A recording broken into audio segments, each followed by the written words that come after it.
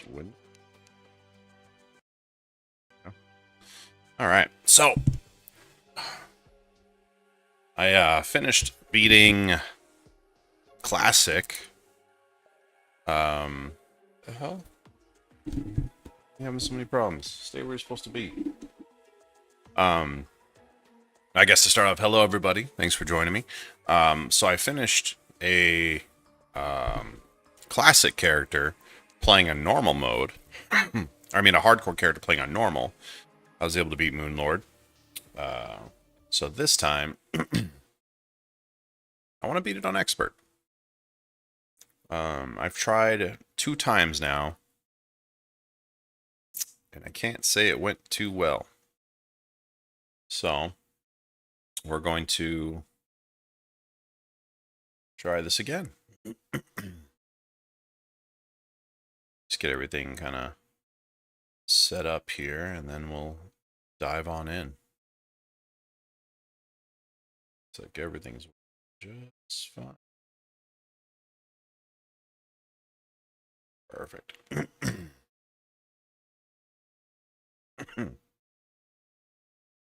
It's here. All right. Hardcore. Actually, you know what? I just thought of something. This was my hardcore character, and I never made him actually hardcore, so we're gonna delete his ass.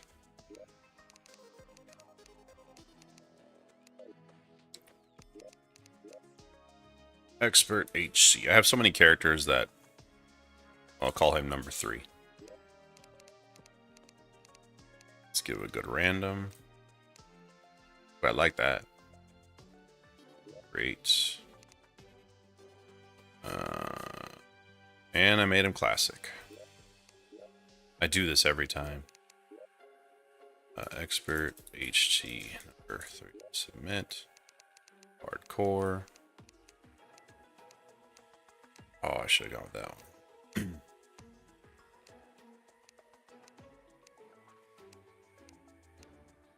Come on. Oh, that'll do. Alright, there he is. Let's see if we can go all the way this time. Get rid of that. That was the one that we died on. No, it was this one, actually. They were both my last ones, so. Alright. XHC number 3. We're going to go large. Expert. I'm going to go with corruption. Great.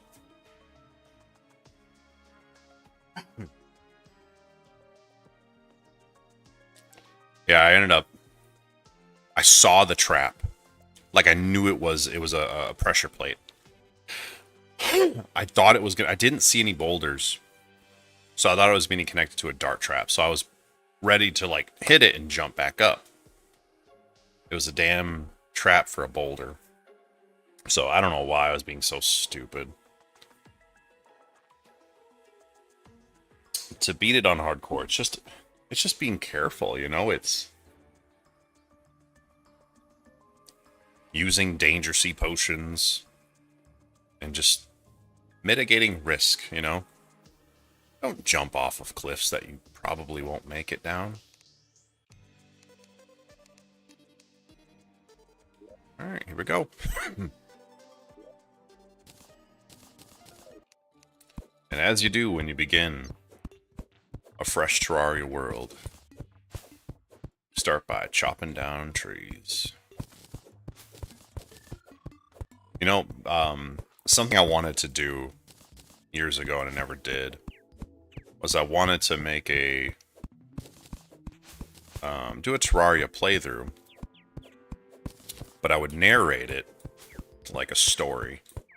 You know, it would start like this, and it would be like, you know, I awoke in a strange world with only, what's this guy's name? A man who identified himself as Tanner, who told me he would guide me, you know, and he instructed me to chop down trees, build a house, and then I would just talk about, like, oh, today a strange man arrived, you know, claiming to be a merchant. but it would be better than what I just described. You know, all the monsters I face, and I'd edit it in such a way to make it interesting. But I didn't do it because it would take a lot of effort, and I don't know if it would be in the realm of successful. That would be a lot of effort for maybe very little to no payout.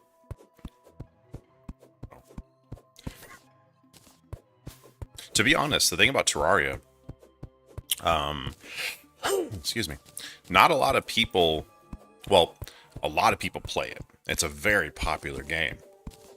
I think it might be be the most highly rated game on Steam with like the most ratings or whatever. But a lot of people play it, but not a lot of people watch streams, from my understanding.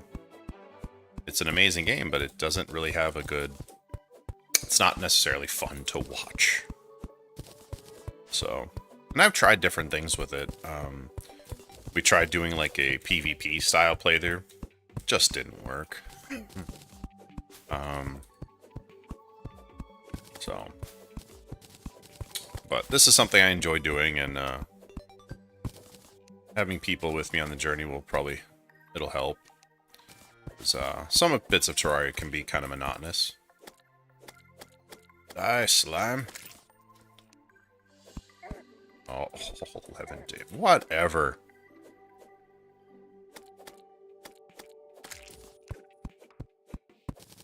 Can't die to a slime right when we began. Oh my god, I'm gonna die. Jesus. And I got a freaking purple slime coming. Got no mushrooms. If I die here, man. How much health do I have left? 46. Just want to get some trees, bro.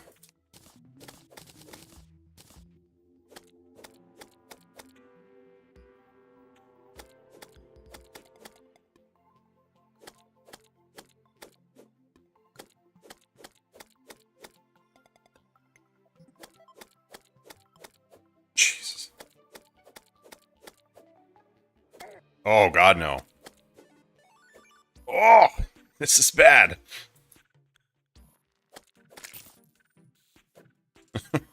God. Stupid. I fucking died of slimes right away. Let's trap trees this way and build some kind of safety.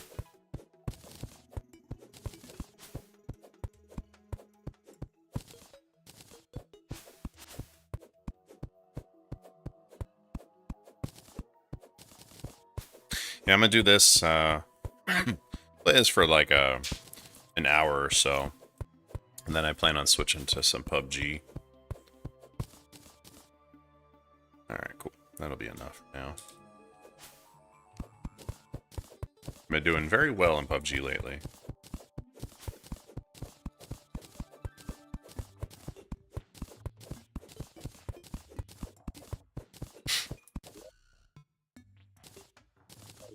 Actually, my brother and I just finished doing a playthrough of, it was T-Mod Loader.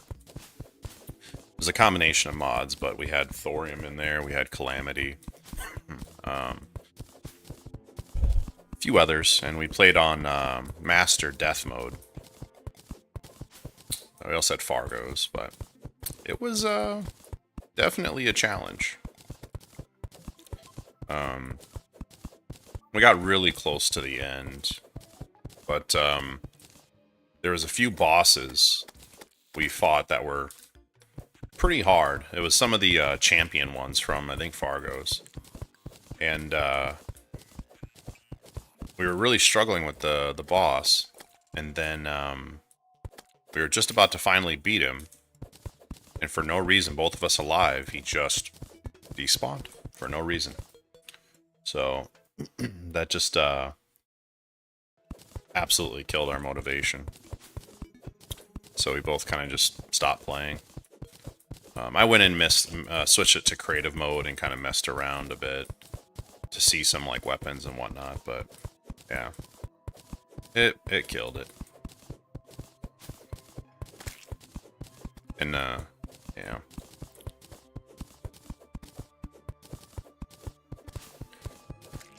So in my normal mode, I ended up going a combination of classes. I think with hardcore, you can't just go one thing.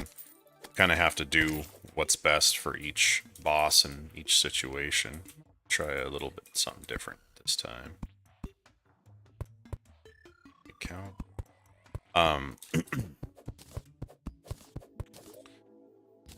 Certain builds, or certain bosses require. Come on now. Certain builds, like melee is fine, it's great, but not against like Eater of Worlds or Aya Cthulhu, you know. But like ranged is wonderful. Oh, for you know, a ranged build is great against Aya Cthulhu, but not necessarily against Wall of Flesh. 2, 10, 12. Wall of Flesh, like a musket, or the what do I want to say? Like the mini shark is not good against Wall of Flesh, actually. 6, 7. And but my strategy for beating Wall of Flesh in Expert's pretty simple. Say it's the same as Master Mode, sort of.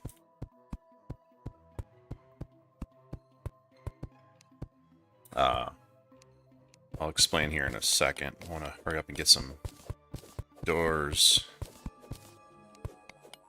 built before zombies show up.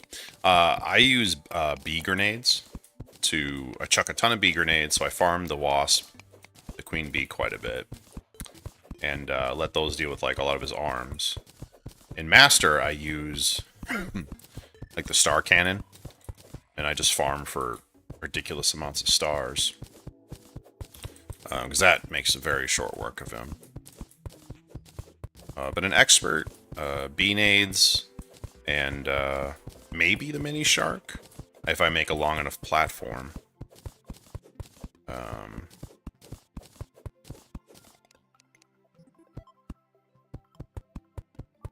Just want to hurry and get to kind of distracted. 6 of those. That. Some of that. Let's get some defense here. Bop. There.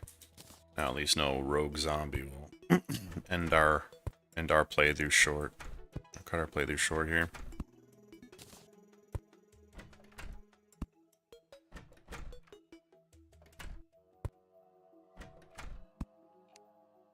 Alright. Give our guide to Tanner somewhere nice to live.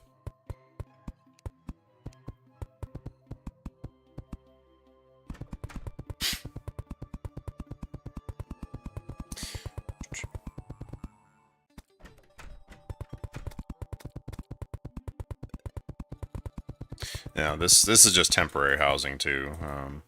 It's not what I'll use later on, because you got to get the pylon system set up. And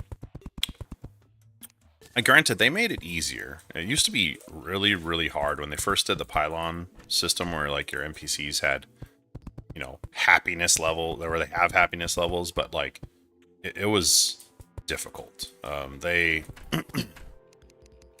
You had to have it set up near perfect, or they would not sell you the pylon, and they would charge you more for everything. So, hi. Goodbye.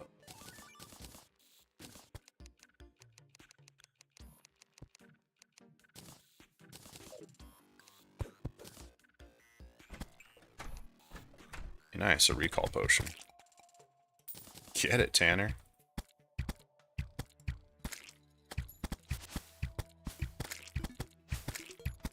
Let me and him go.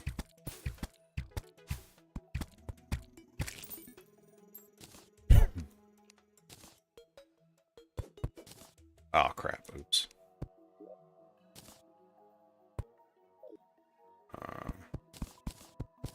Four. have a certain way I like to make my bases at the beginning.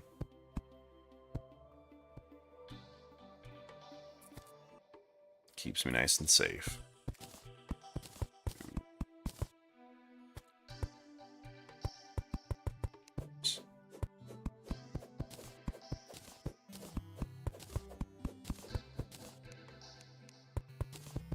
Oh my god.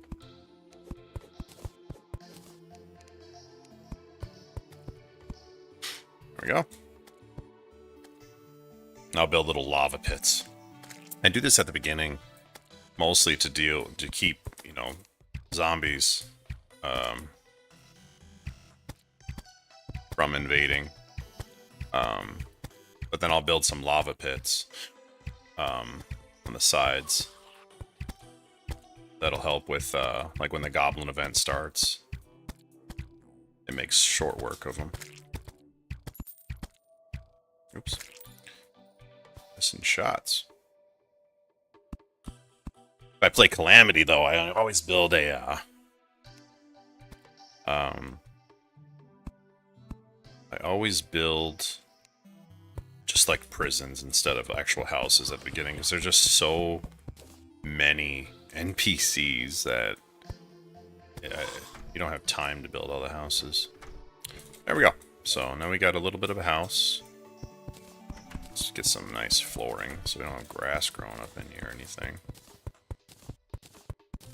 Yeah, so going through the bosses. King Slime, honestly, he can be dealt with ranged, the mini shark, he can be melee, magic. He's actually pretty easy.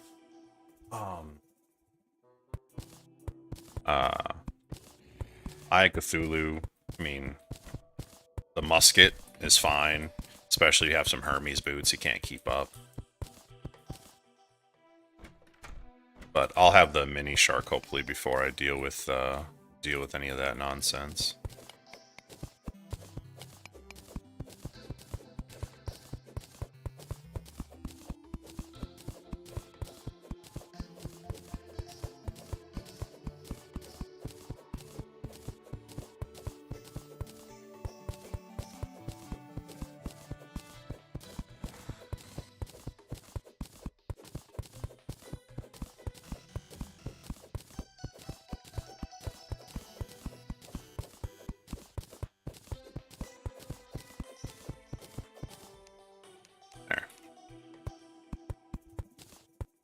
Beginnings of a base.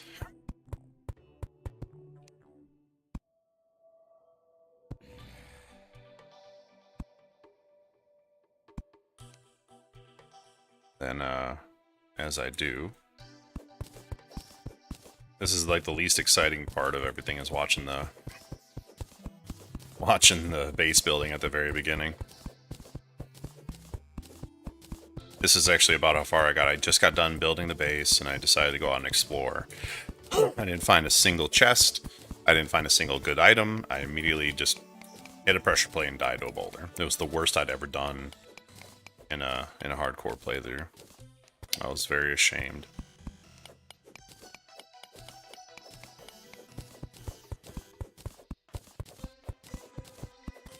Get that star.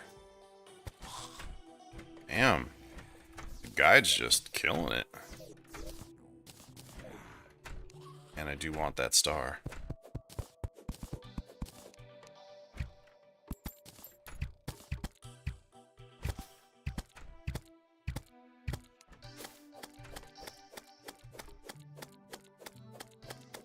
Jesus, die, dude.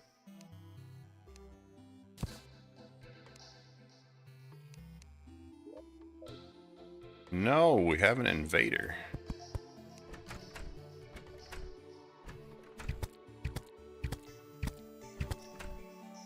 These zombies at the beginning could be a real... Oh, dear lord. They could end you real fast.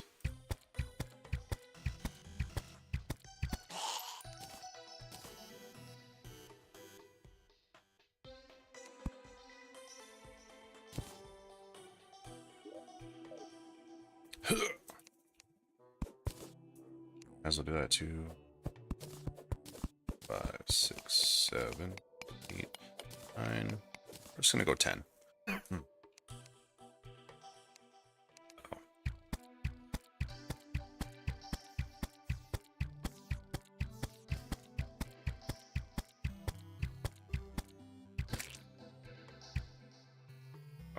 shot. I'm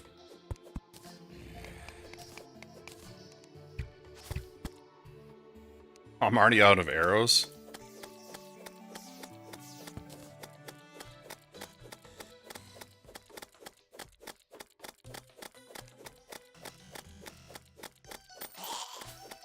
Might as well fight for my star here.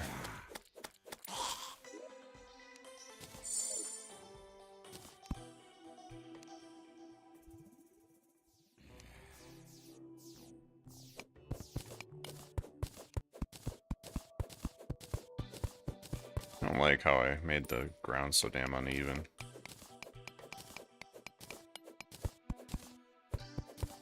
Bug me, I'm gonna have to chisel it super far back.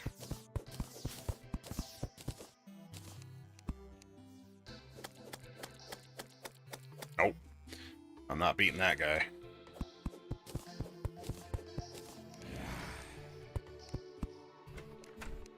Not without any arrows, I'm not. Ow! Come on now. Oh. This is a reminder this is a hardcore mode, so... if I die, my character gets deleted. Jesus Christ.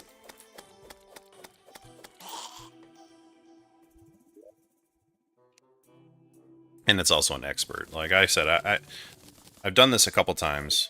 I've completed it once in normal. It was, man, I had one game. I was, just about to win. I was on Moonlord. And I had my arena. I had everything you could possibly need, all the buffs, everything.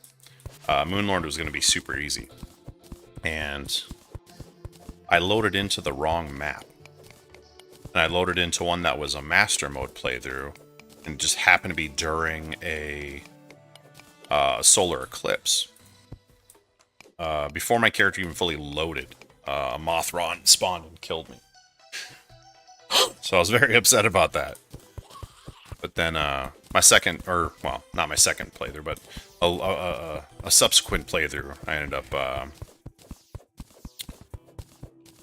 finally completing it. And it felt really good. I think I'd done like 20 some odd hardcore playthroughs before I finally got a win. So, but again, that was normal mode, so I want to see what I can, how far I can get in good old expert.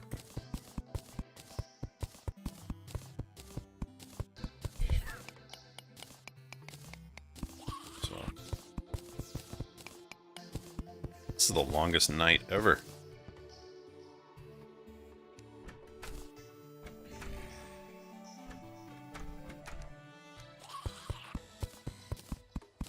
Yeah, again, there's just a certain way I like to do my bases. It's really good for early on, dealing with getting your early NPCs and also dealing with stuff like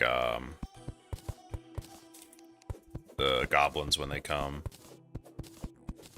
And instead of letting these zombies go to waste, I'll put some lava over there at some point, and that way I can get all their gold by going underneath and just collecting it.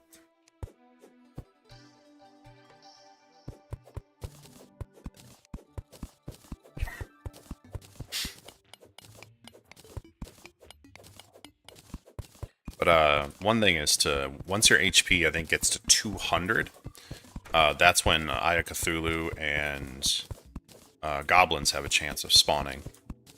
So the goal is to get, just get to like 180, and then don't go any further until you're ready. Yay.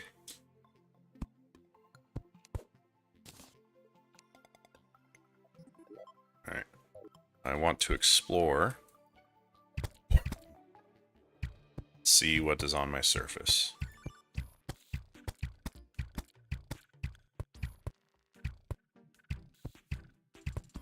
Jesus. I'm not meant to be an archer. Thing I want to do is pop. Well, I'll do it later.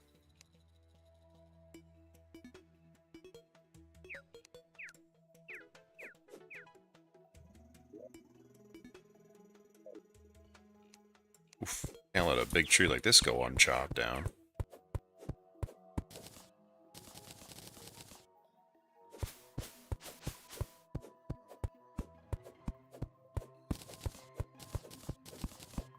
Right. Never have too much wood.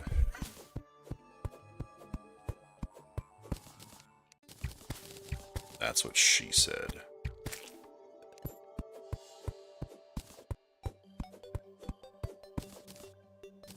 Watch this shot right here. Not even close.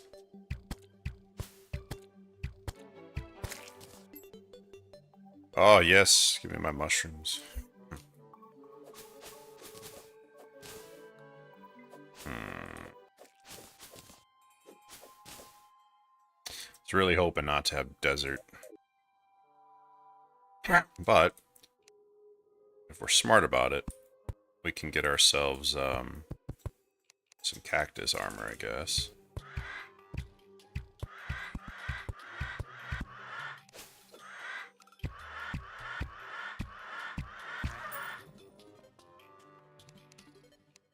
Ooh, double vulture.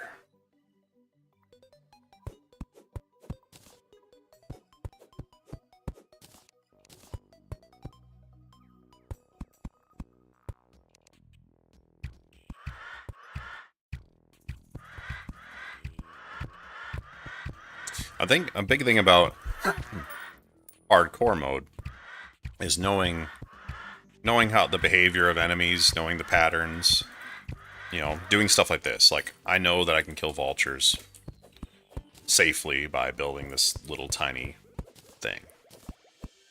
So it's stuff like that that really helps get you through. Oh, heard a weird noise.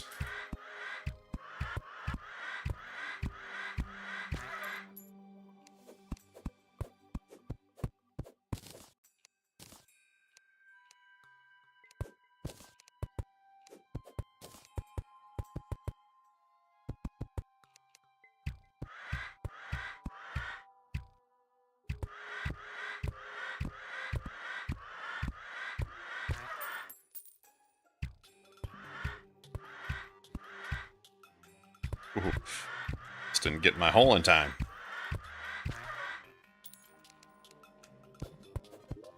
Vultures also give some good money.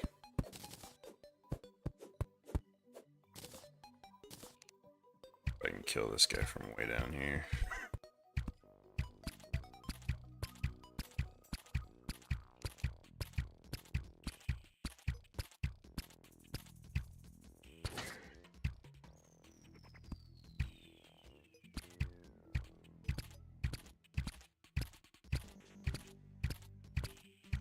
You sure do go through a lot of arrows at the beginning.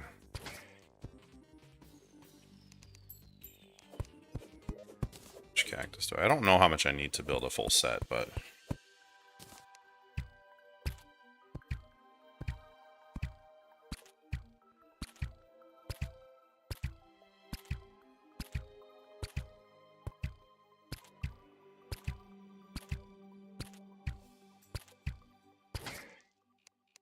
suck it, antlion. Maybe we'll just travel the whole desert and see where we end up.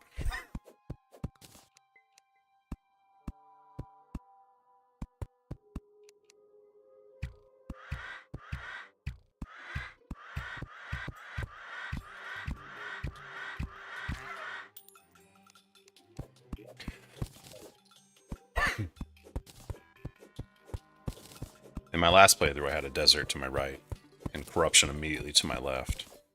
So I'm kind of hoping this isn't the exact same. Like, I'd like to find some chests and caves early on to get, you know, maybe some climbing gear or something.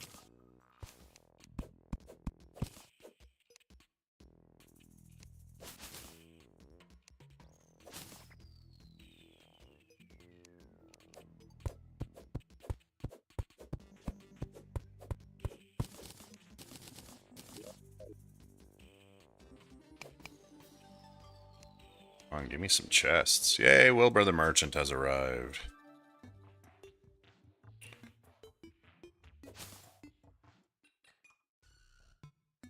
Should be fine. This is where I get a little nervous.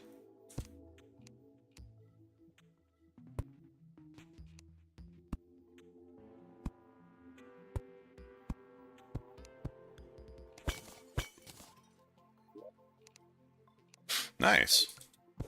Wanda sparking. It's terrible, but at the beginning it's very useful, actually. Very useful indeed. Oh, might as well get the iron while I'm here.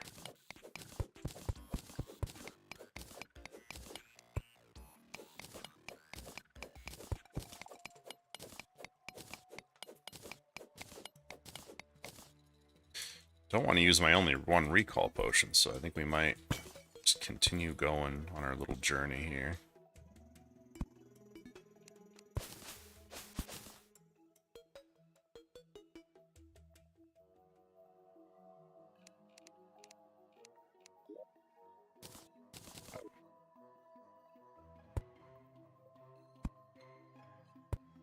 See, it's simple mistakes like this, you know, where you maybe fall right there and then just dead. So that's why one of the best things at the beginning of this is getting, if you can get a lucky horseshoe, or even better yet, fledgling wings. And the number one reasons I die in hardcore is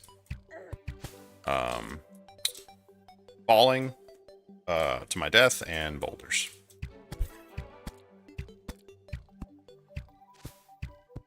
And thanks, man. I'll try not to.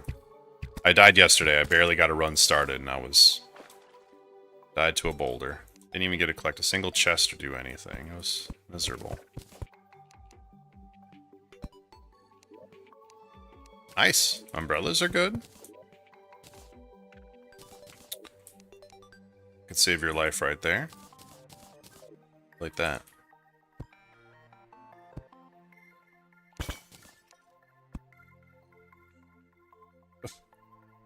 Jump. Well, hopefully when you get back, you'll join again here.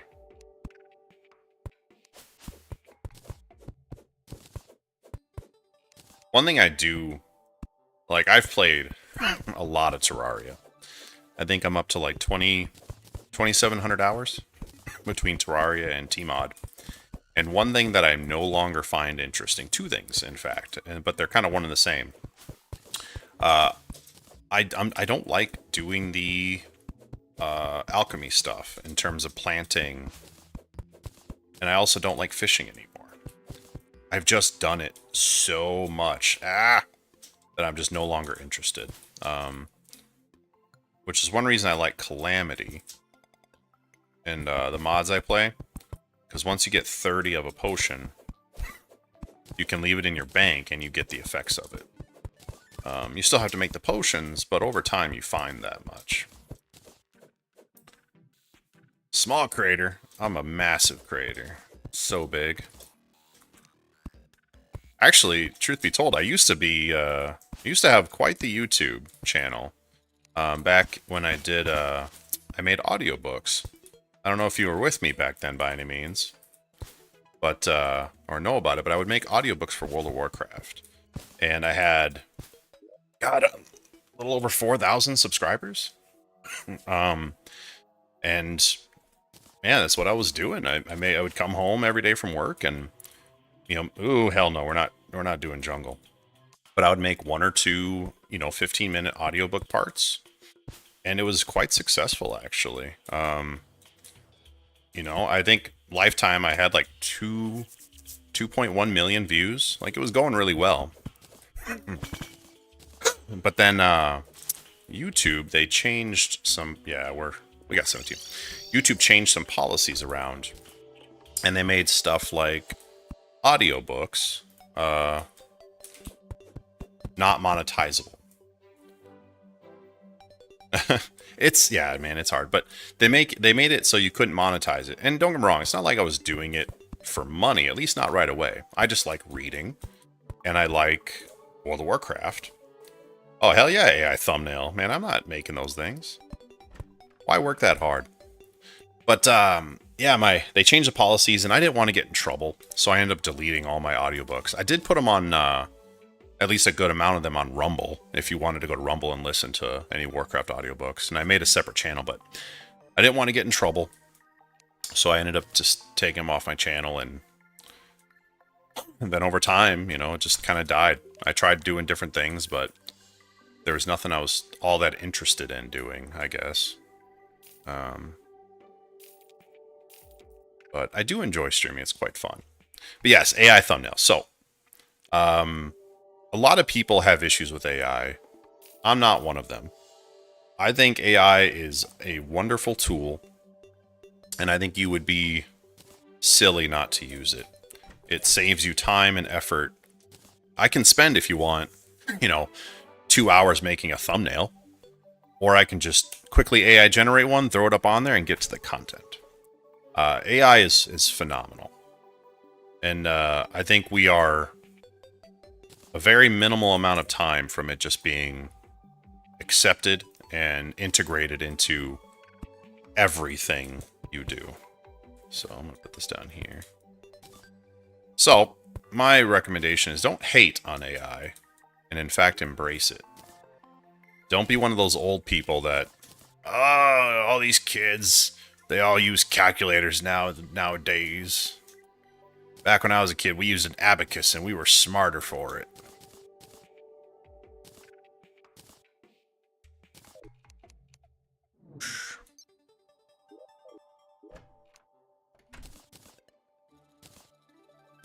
Use stone tablets to do our math. I might keep this and some more arrows. But yeah, don't hate on AI. It really is an incredible tool. Like, if you look at my other stuff, like on my channel, I make a lot of music. And absolutely I use AI to help me make such things. And so does every other song creator out there. They're all using tools to make their music. Everything from auto-tune to... I mean, a lot of it's AI now. It's not like you have somebody that's actually sitting there, you know, making changes. They just use a program. An AI program that automatically chooses the best sounds and systems. So, I know people will hate on people that make AI music or AI art, but at this point, it is what it is. It is. You can't compete with it.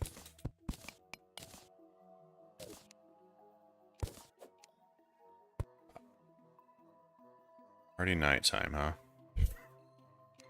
Back to working on the base. Oh no, I want to make my damn armor. I shall become Cactus Man, known throughout the land for his pointy 35.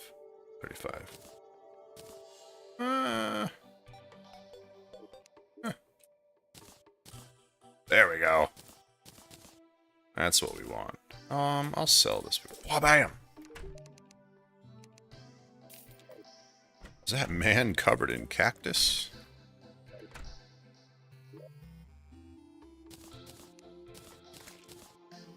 Okay. Actually, why am I trashing that? But I can get a couple silver from that. Oh yeah, 4 silver. There we go. You know, there's no point in buying a piggy bank, because if I die, I lose my money anyways. I lose my character.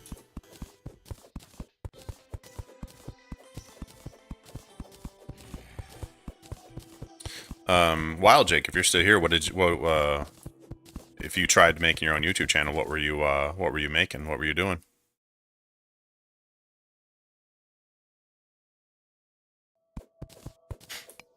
Well, I'm guessing it was gaming stuff.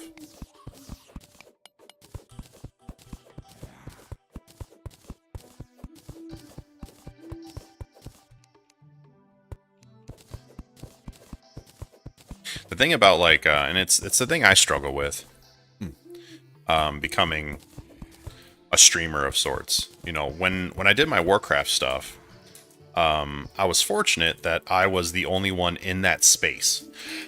There were people like, man, I can't remember his name, but he did like Warcraft lore videos.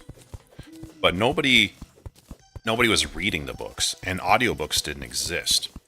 And that's how I got started. I wanted to read these or listen to these books because I listened to audiobooks on the way to work. And they didn't exist. So I said, screw it, I'll make them. So becoming a streamer, it's really hard to like become a streamer for gaming because there's already so many people that do it. But for my Warcraft books, I saw overnight success because there was thousands of people that wanted this content, but it didn't exist. So I found this little niche market, and I guess I had the voice for it, and I enjoyed it, so I was able to do it. And I assure you, I'd still be doing it if YouTube didn't change their stuff around. I guarantee you, I'd be a streamer by profession. But when that got taken away from me, and I tried doing other things, my other passions besides reading is playing video games. And there's just so many people that try to stream. It doesn't matter how good you are. You kind of get lost in the crowd. So, but what it takes is, and not that I'm a success in the gaming space by any means, but it takes consistency. A lot of consistency. I gotta count real quick. 1, 2, 3, 4, 5, 6, 7, 8, 9, and 10. But yes, it takes consistency. It's uploading a video every day. It's going live every day. It's setting a schedule and sticking to the schedule. It's posting on X and other social media platforms, and it's not something that's going to happen overnight. It's something that's going to take months, if not years. And if you're talking about a livable wage, that's something that it can take years. And unfortunately, a lot of people either don't have the patience to do something like that, or they don't have the money the lifestyle to be able to, stream every day.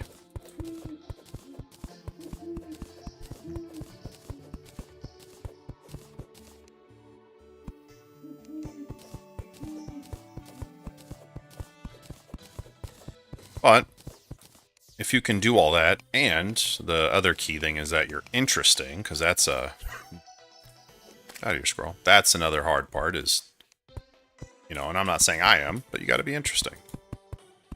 You got to not only be interesting, but you got to be interesting for long periods of time. You have to be able to sit there and play this game for 4, 5, 6, 8 hours and talk and be interesting for that amount of time. Actually, let's try out the new wand. Ah!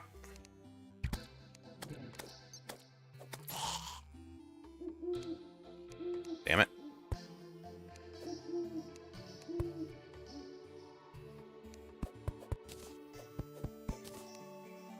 Alright, back to my...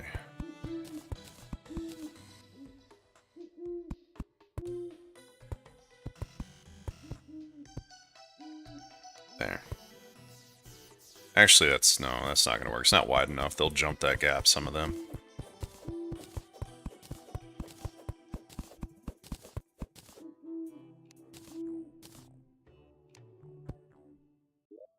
I don't want to waste a recall potion for no reason, so... Alright, just got to do one more side, and then...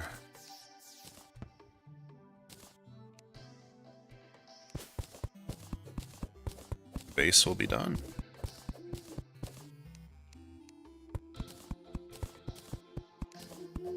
So just kind of talk about it again, as I talked about a little bit ago.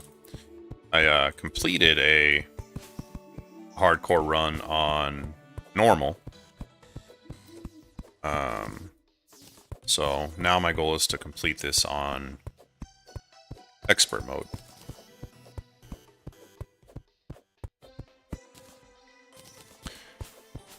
So we'll see how successful I am on that one. Yeah, I want to make sure I don't go too long here.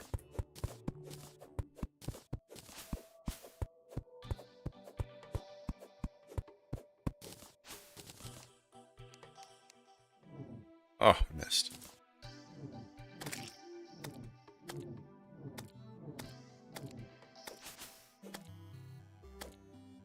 Oh, this is bad, actually.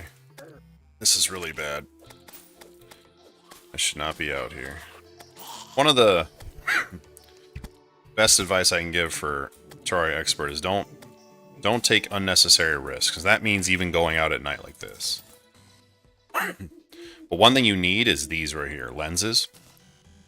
They one of the most important things in hardcore, because the thing that's going to end your run in a heartbeat is traps underground. Everything from exploding chests to boulder traps. So that's what like, no joke, like 9 out of 10 runs, it's traps underground and getting cocky and whatnot. But danger sea potions, which you can make with lenses, they highlight every all the dangers. Hold on, let me get your coffee here. But they highlight all the dangerous stuff. So everything from pressure plates to boulders and dynamite. So that's how you yeah, that's, I typically don't even explore the underground until I can make danger sea potions.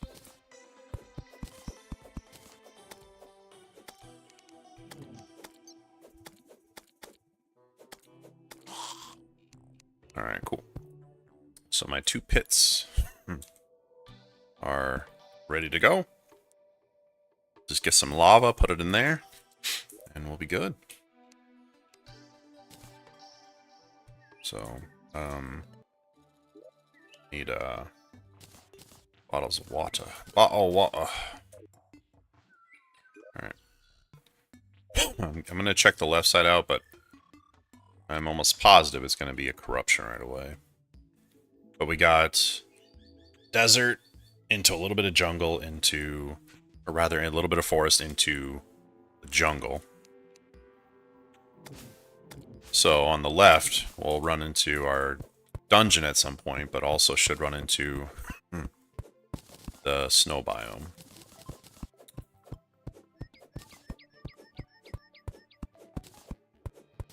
And one thing I do want to do is, once I get a little bit more health, a little bit more gear, I do want to get into the corruption.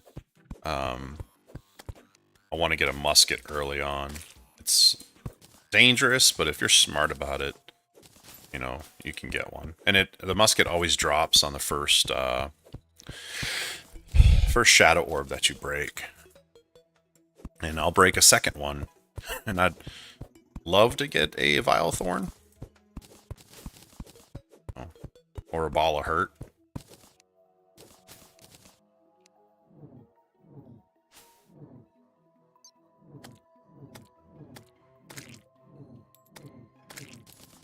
Yeah, this Wanda Sparking, it's not a good weapon overall, but in a game,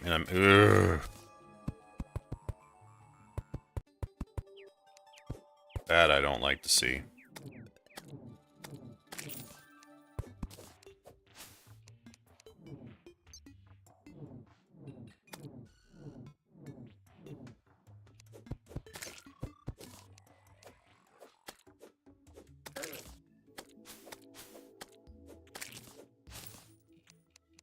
Okay, well, just like I said, so this map is extremely similar to my last one, where desert to the right and corruption to the left, which, yeah, no. Now, I will say this, one thing that's really good, and I do this in master mode, is farm these guys for the shadow the shadow set. Because that's a set, if you're willing to put in the patience and farm these things, you can get yourself an insanely good armor set very early on.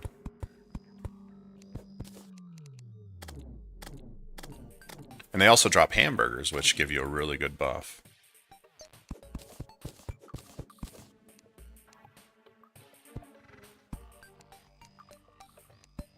But maybe we farm these guys a little bit. First sign of any snakes or anything, we gotta get out of here, though. I even hear one amount.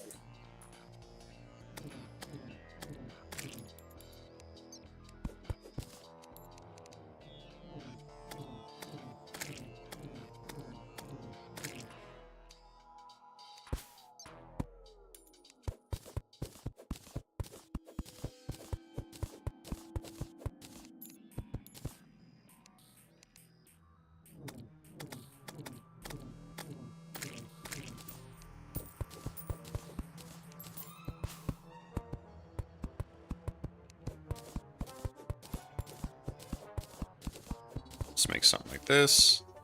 Make a little ramp for them. That way, I can go under and loot.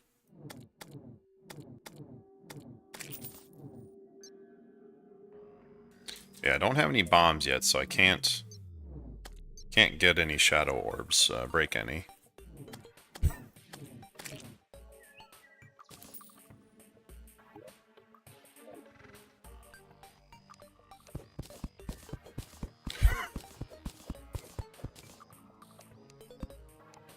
Alright, well. Kill one more. I just thought it'd be fun if I kill a few and just happen to get a shadow armor piece.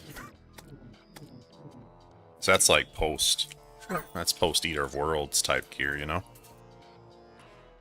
Alright. Let's just head back. Let's start building, We're gonna be careful about this. I'm gonna keep these bottles. But we are gonna dig down a little bit here. So another big good advice is travel in tunnels underground. Don't ever walk on in areas that you didn't build, basically. If you want to get to something, build your own tunnel. It's about the safest way of going about it.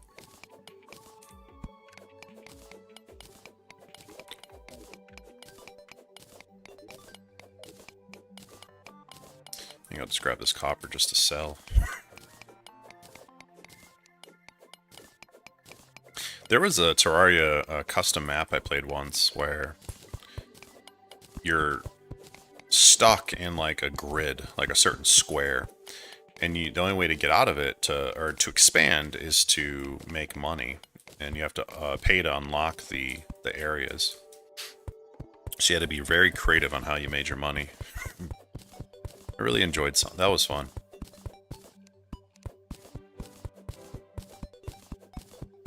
I'm actually looking forward to when 1.4.5 comes out. They're gonna have their own Skyblock custom map, which I'm really looking forward to. I've loved Skyblock type stuff since Minecraft.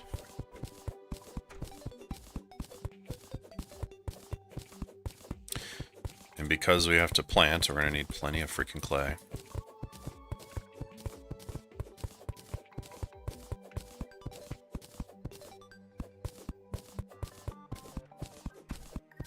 Yeah, again, I don't like doing the plant, growing the plants and everything anymore, and fishing for all the materials. I've made so many playthroughs that like it's never actually fun. That's one thing I like about Calamity too, is that you can get fishing poles that cast more than one line at a time, and at least it speeds it up.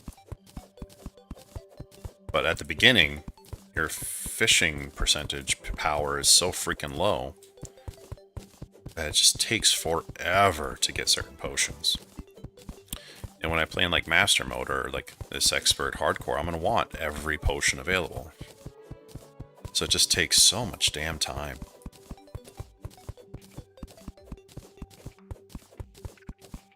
But in Expert Hardcore, like, I can't risk not using all the potions, so... Plant I will, and fish I will.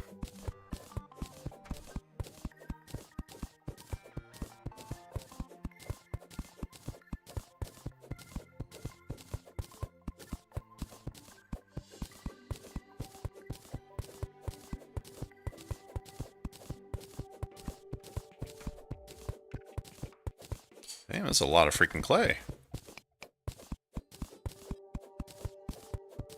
You can buy the planter boxes from the druid at some point, but it's much easier just to get clay and grow the damn things in pots.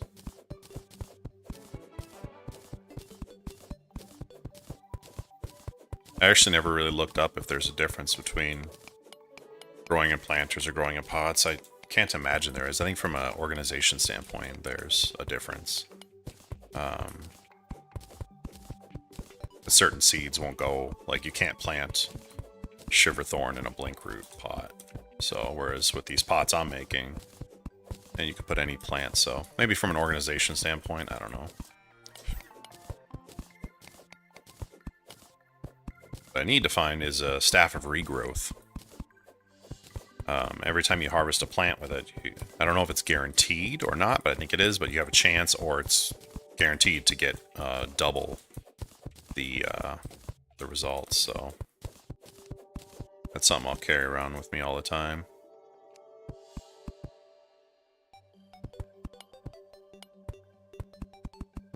Alright.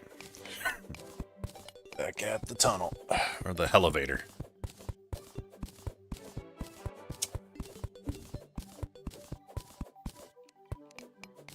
And this is where I got to in the last, my last playthrough. I was digging down, and I saw to tell the story again, I saw a pressure plate. And I thought it was connected to a dart trap because I didn't see any, the ceiling was so high up. But turned out it was a boulder, and I stepped on it, and I went squish. It was a really dumb mistake, but again, my advice to everybody is tunnel until you get danger sea potions, because they allow you to see pressure plates and traps. Just tunnel everywhere. Don't touch ground, at least below. Like, I could jump down here, you know? I don't see a pressure plate, but don't go places, don't walk in the dark, and don't walk places that you didn't build yourself.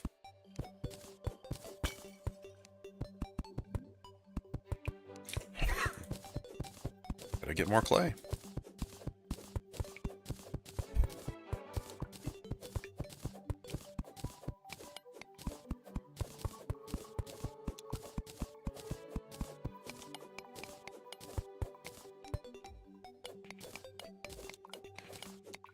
Tried playing hardcore with some friends, but I realized pretty quickly that just doesn't work.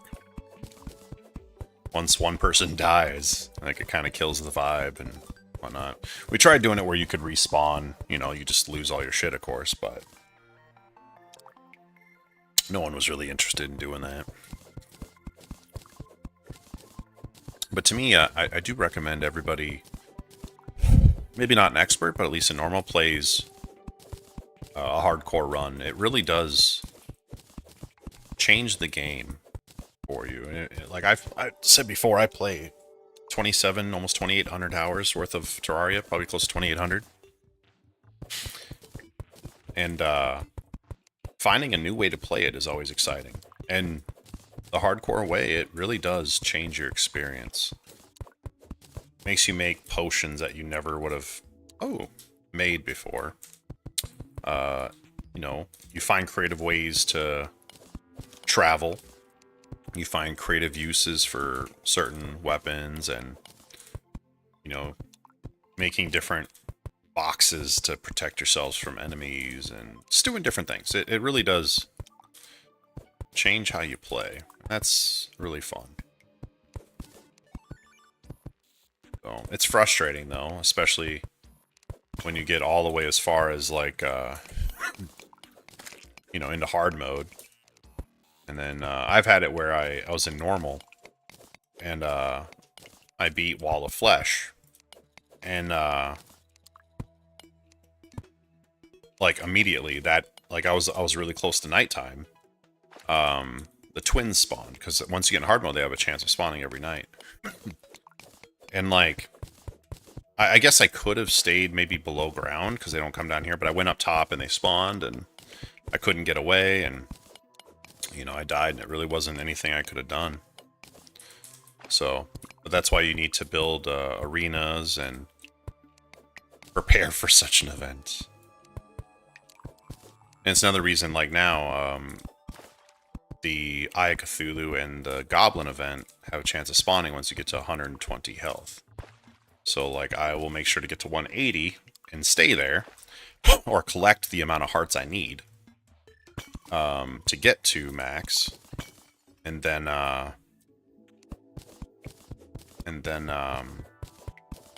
when I'm ready and I have an arena and I have lava in my pits next to my house, that's when I'll use all the parts at once to go up in health. That way I'm ready for the goblins. Alright, Demolitionist has arrived. This is one of the best ways of dealing with a little bit of water in your tunnel. Ah, shit.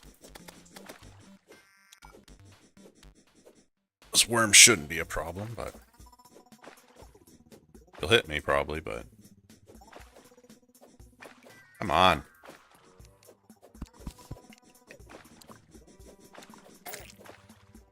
It's fine. My worst fear would be like a skeleton falling down my damn tunnel. I would just quickly recall if that happens.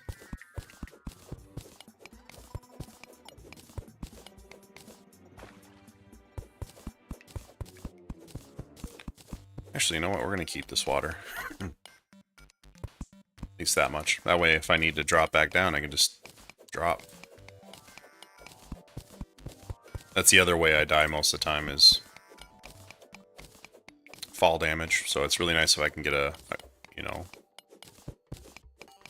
horseshoes or whatever. I do got my umbrella, so that helps if I'm able to switch to it in time. See, this is the kind of stuff that kills you, though. Like, walking out, hitting a pressure plate, and a boulder falling on you, you know? So that's why I say don't walk in areas that you didn't build. And always, like, tunnel places. Make sure there's something above you and something below you.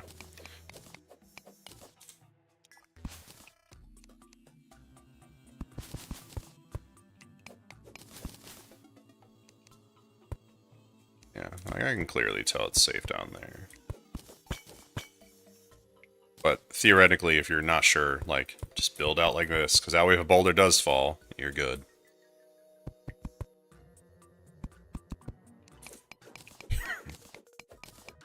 And boulders, God, even late game, those things will end your damn run. You could be max health with great armor. Those things are just insane. Same with exploding chests. If you see a chest, don't just go run and loot it, you know? But once you have a danger sea potion, it does really, really help. Just highlighting all the dangers is so useful. I hear you. That's right.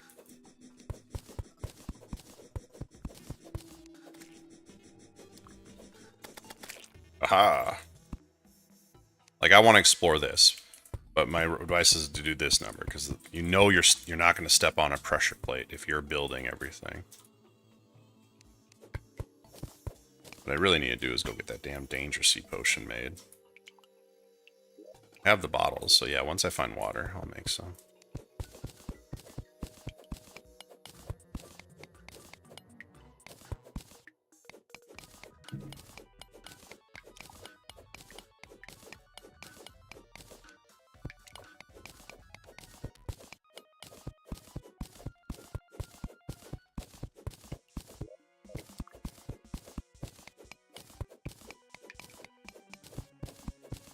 Surprised I haven't seen any hearts or really any cave systems. No chests, nothing. This is a very lame underground.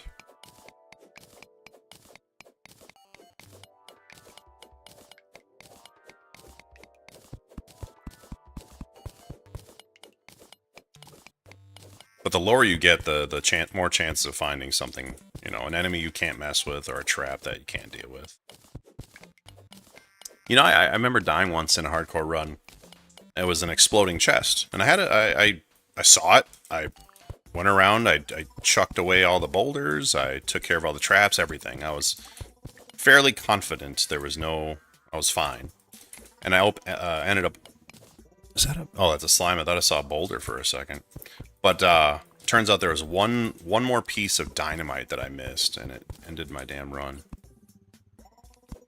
Yeah.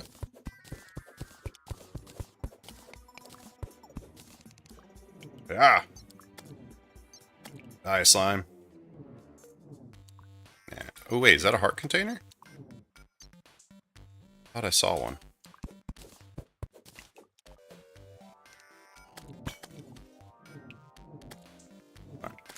Oh, look at that. Sniped.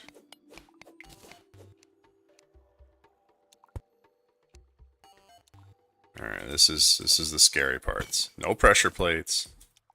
But I don't feel like being too risky. Damn, there's an opening over there. Let's go explore. I'm telling you, tunnel wherever you want to go and you'll be mostly safe. That mud.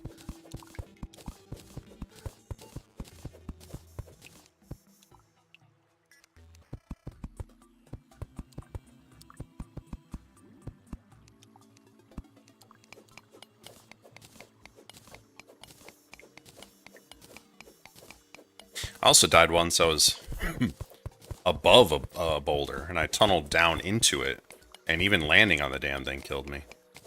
Freaking boulders, man.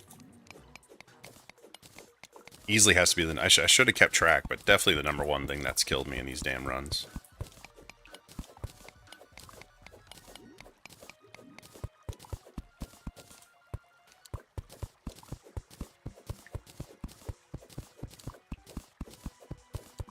What is that?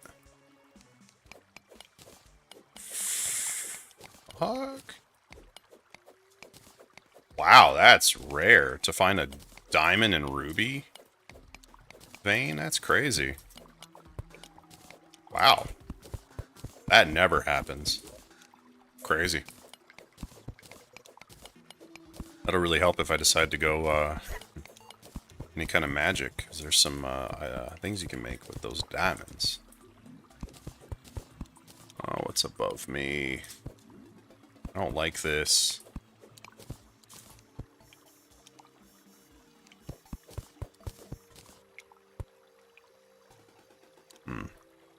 Yeah, no, I'm out.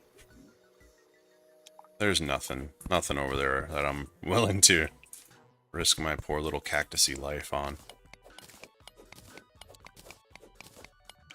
Alright, coffee's done.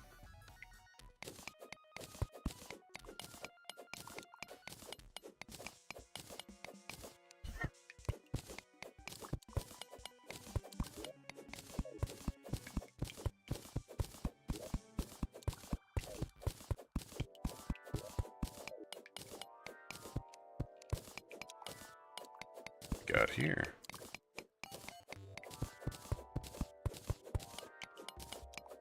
Tungsten, eh? My favorite is having iron, silver, and gold. I don't like when I have tungsten. And I don't know why they did that. What's the point of adding these alternative things? It's like more work for no reason, really. To just add more ore and more recipes, more sprites. It's the exact same thing.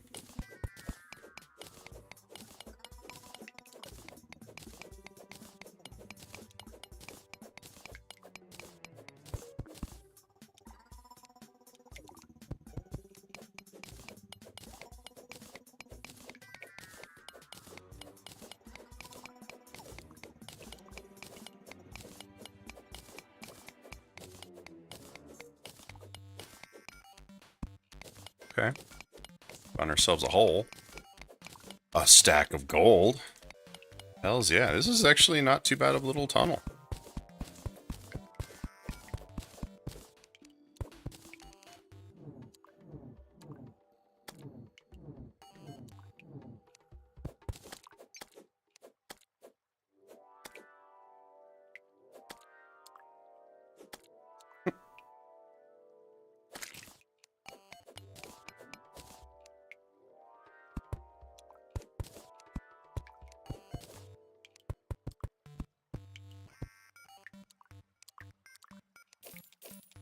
Nice.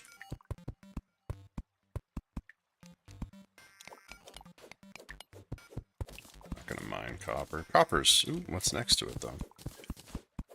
You know, when this game first came out, I think all they started you off with was a stone axe. Or no, it was just a wood pickaxe. But I think back then, no, it was just an axe. And you had to start with just wood crap. But ever since they made it so you start with like copper tools, like copper's kind of worthless. I mean, you can make armor out of it, but it's not really worth the effort or time.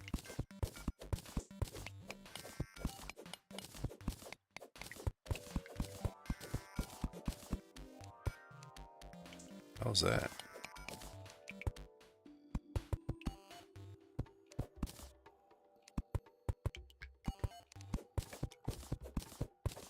I'm getting way deeper than I want to be without a danger sea potion, to be honest. Just hit a mushroom biome?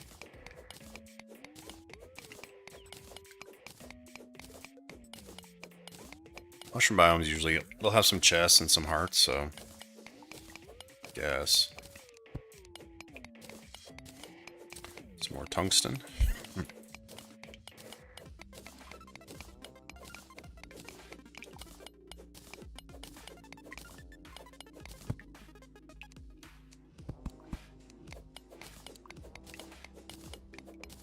Alright. I am getting nervous now. This is really low.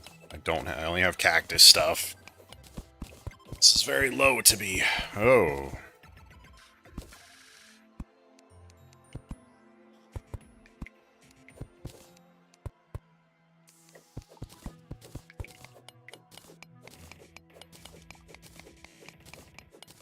Damn, is that all copper?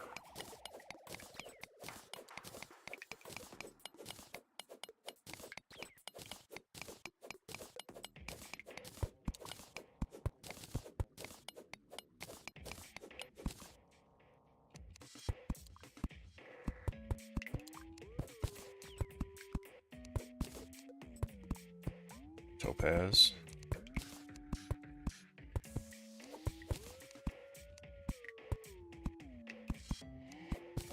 Just be safe.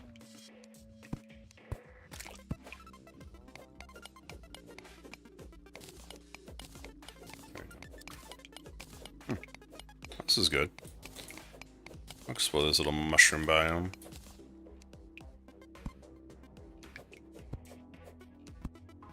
You know what? Let's get this topaz, and then we'll be able to make a topaz grappling hook.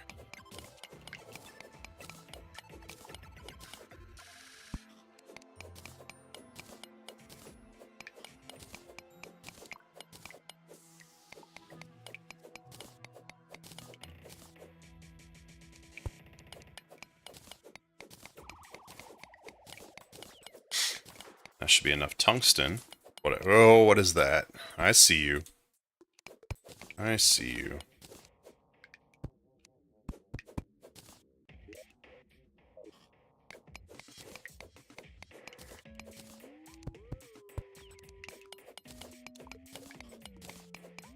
Oh my god. I'll be able to make the pickaxe. I'll be able to make a regular axe. Maybe even a weapon. A good find.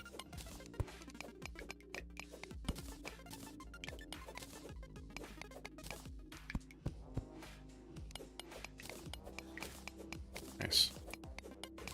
Very nice. Tungsten mother lode.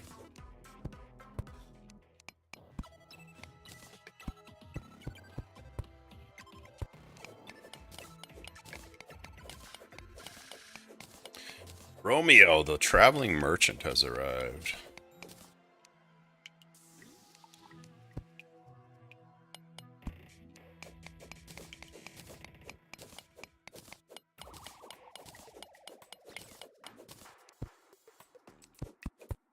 There's the explosives.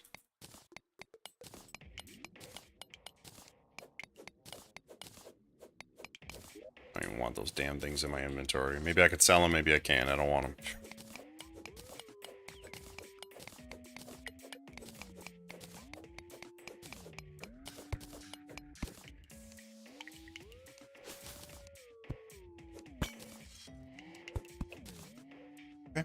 Okay. Good stuff. Very good stuff. We're fine.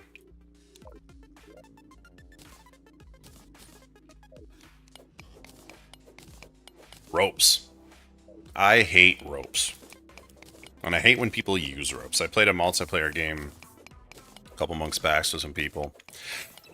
One guy used ropes freaking everywhere. Drove me nuts. And they're so hard to get rid of.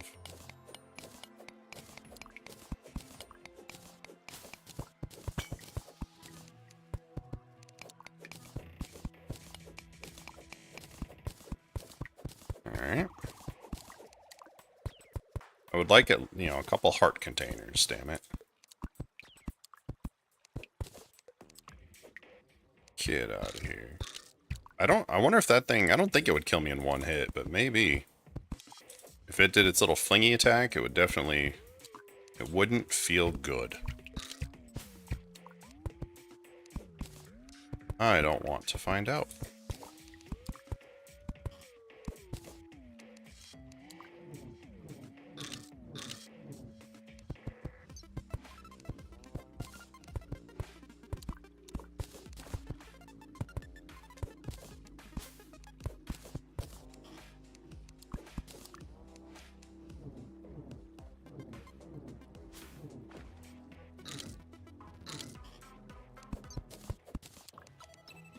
No, that's just retarded.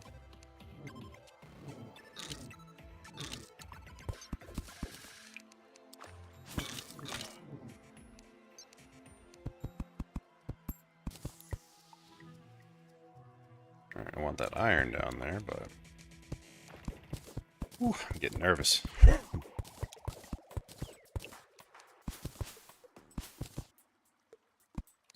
This is nice that it's right below my base, though. It's not bad having that. Someone wanted to talk to me.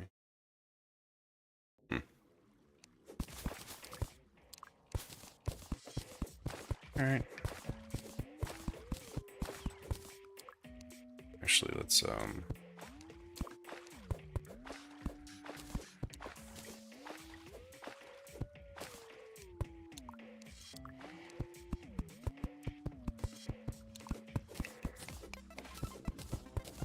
we'll tunnel below this whole mess over here.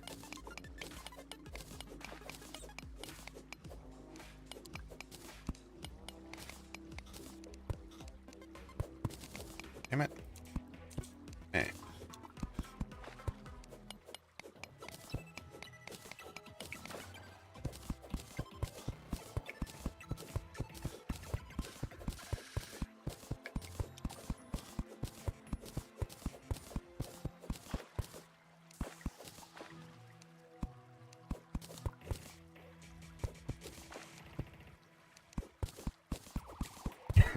Silt.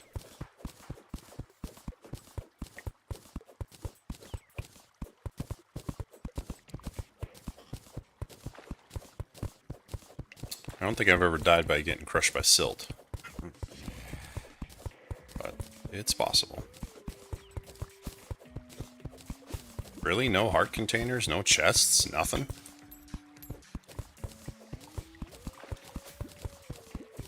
A stingy ass map.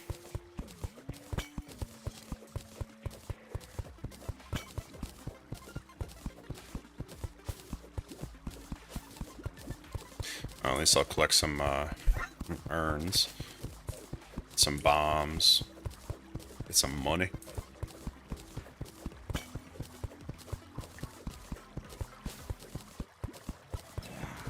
Man, I should really go back up and get my silver pickaxe or tungsten pickaxe. I was really hoping to find some climbing gear or something.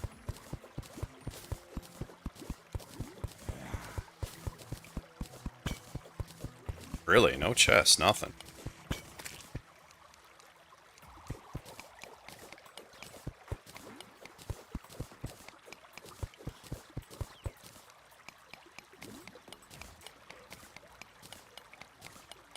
for those that play Terraria don't know, you can use your pickaxe to mine something, but you can also use like a block to place over it, and you'll get that block, so...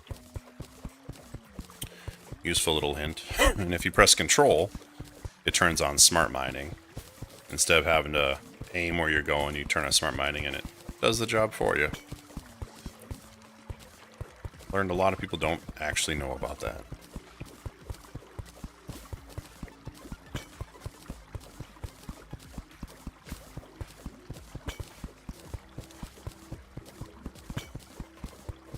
Yeah. I guess I'll have more than enough mud.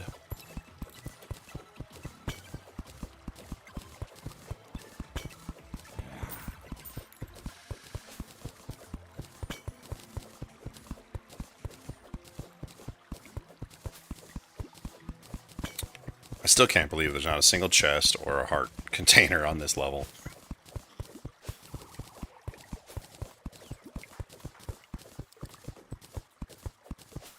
I'm getting quite bored digging through it, so I think I'm done digging there. Alright, I think I'm going to return. Eating dinner and watching. Wait, dinner? The hell time is it for you?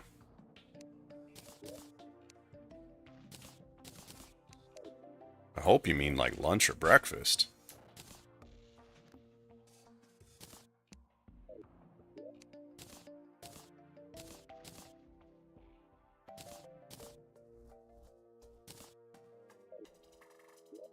Now I should be able to make my topaz.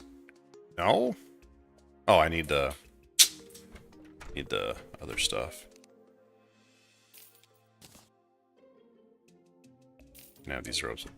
India? Sweet, what are we having for dinner? Jesus, 10:30 p.m. What's for dinner? It better be something cool. Something Indian sounding. You know, I just went to an Indian restaurant not too long ago. What the hell did I have? I should look it up. Let me look it up real quick. It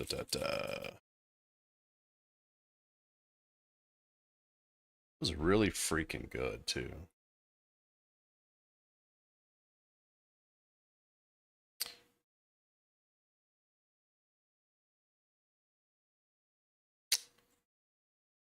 Let me look here.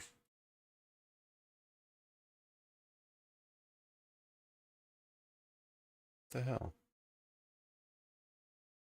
Chana masala? Good enough. See what I had, man. It was really good. I, of course, had vegetable samosas, because they're the greatest thing in the world. It was a beef dish, which is probably not the best thing in India.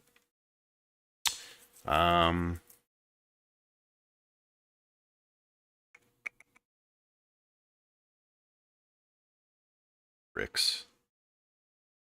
I had beef shahi korma. I'll bring this over here. Oh no, I lost it. I had this one here, the beef shahi korma. It was really, really, really good. But my favorite is beef joshed, or what else they call it. Or not beef, but chicken. I like chicken. But it's not called josh. It's called chicken palak. Same thing. Chicken palak. Same thing as joshed, I believe, but it's like a spinach, like a creamy spinach thing. It's effing delicious. Alright. Now we got our topaz thing. I don't care for Vindaloo much. It's not my jam. Not by any means. Alright, let's ditch these. But I started making my own. What did I make the other day? I like to cook, and I made my own Indian dish, but I don't remember what the hell it was called now. It's like a beef curry, though. It was very good. I have a jar of this. Yeah, I'm in America. Yeah, I made something with beef. I'd have to look up the I don't remember what it was called. But man, it was good. Like I said, a beef curry. It's the same thing as what I just showed you, close to it. It has raisins and cashews in it. It's very good. Alright, now we should be able to make some stuff here. There we go. At least want to make the pickaxe. Thanks, game. That's what I wanted was an unhappy one.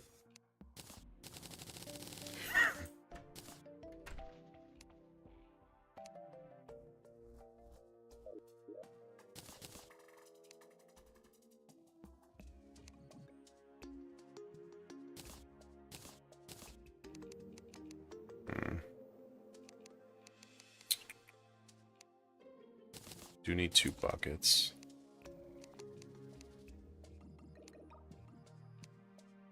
15. I don't have enough to make that. Bow. 4. 6. I'm not really using my bow too much.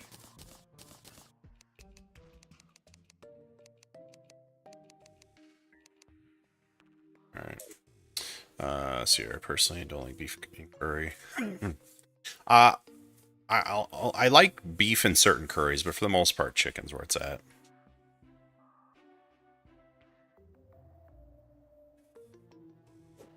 Yeah, I get that.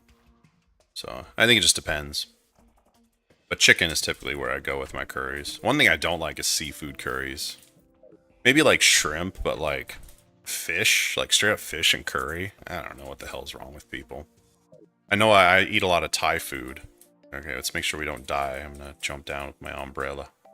I eat a lot of Thai food, and I cook a lot of Thai food. But like fish in curry, I just can't dig that. Not at all.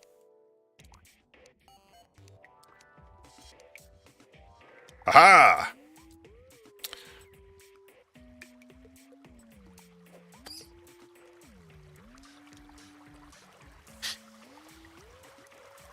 Korma. Beef korma? Was that what I made? Korma?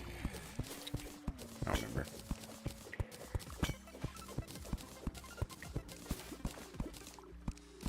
Yeah, no, I want to start actually making a lot of Indian dishes. I really like Indian food. And honestly, it's pretty easy. Do you like Terraria? Dude.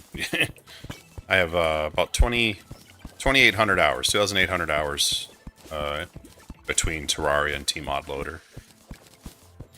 I'm obsessed with Terraria. And I was talking about it oh, shit, that bat snuck up on me. I was talking about it earlier is, let me pull it up here.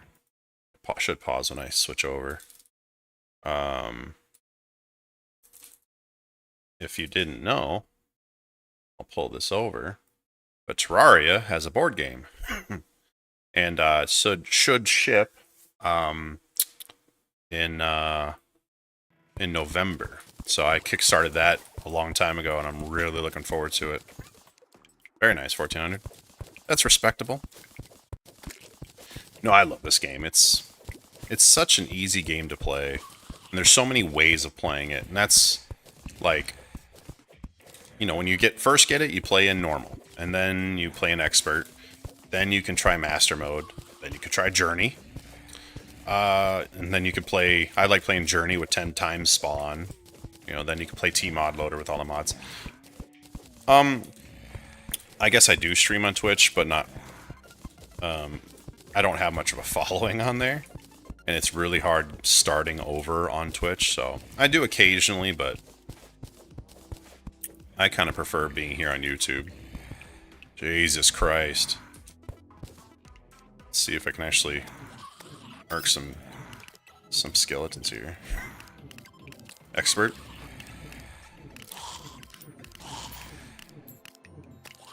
Why, are you delaying just getting beefed up or what? That's one thing about playing. I don't know if you ever play hardcore. You can't just go into hard mode. Even if you can beat Wall of Flesh, you can't just go into hard mode.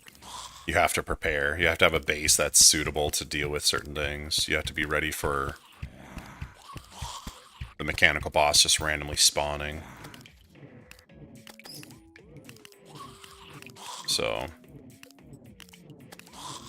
I don't know. I've never been able to get too far in expert hardcore. Like I said, I've beaten normal, but yeah, I think it might be. I want to get down there.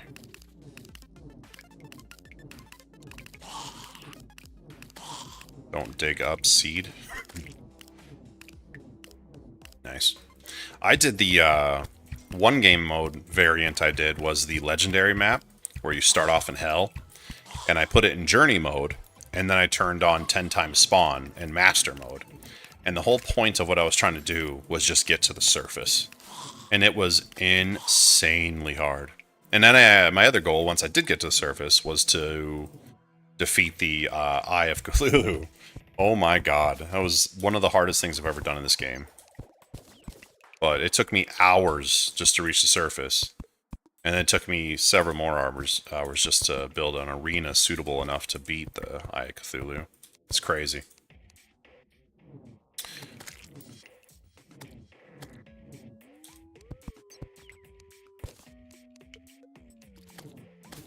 Die!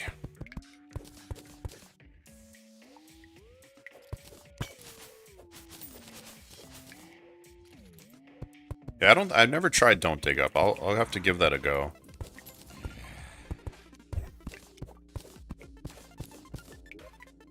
Desert? An underground desert. Shit. Oh! That's bad. That was really bad.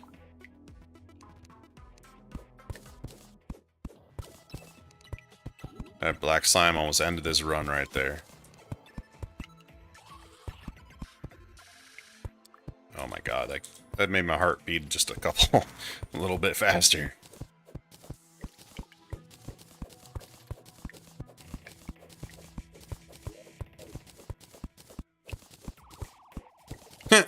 That's funny. Yeah, the surface in the legendary map I did, maybe it's a combination of that one, but everything's like several times the size as well. Yeah, I'll have to try it, because I always like a good, stupid challenge. If you've never tried it, put it in journey mode, and just swap it to 10 times spawn.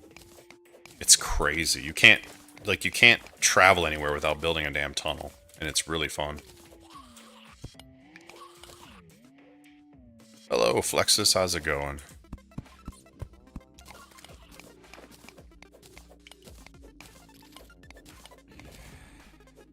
Yeah, I love it. I love doing the tunnels and whatnot. But the thing I liked about 10 times spawn is if you can set up certain farms, you can, build like the shadow armor from the Soul Eater guys pretty quick.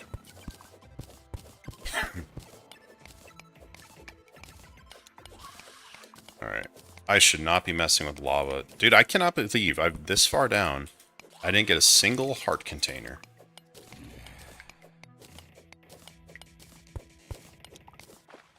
For the Worthy. I've done For the Worthy. I can't say I enjoyed that too much. I loved, I don't know if it's the same now, but Skeletron, when he shoots out his bombs, they destroy blocks. Like, that was crazy.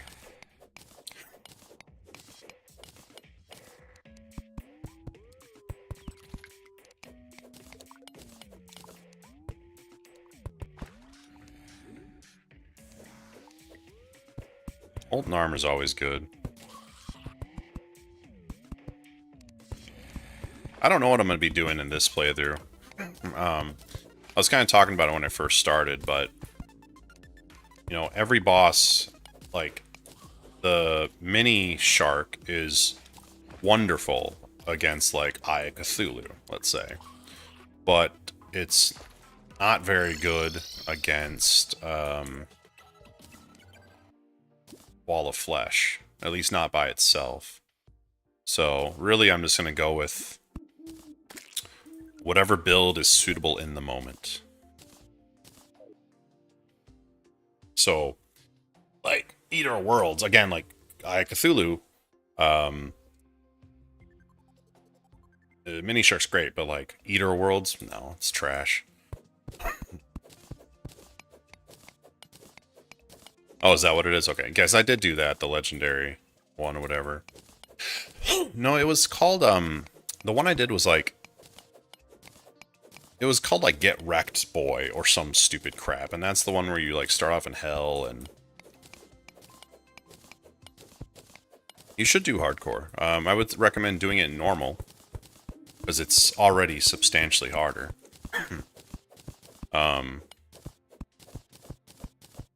Like I said, you don't... It's one of those things where, like, me traveling down there like that, I don't typically, minecart... Yeah, I don't do any minecart arenas. I've never gotten into that.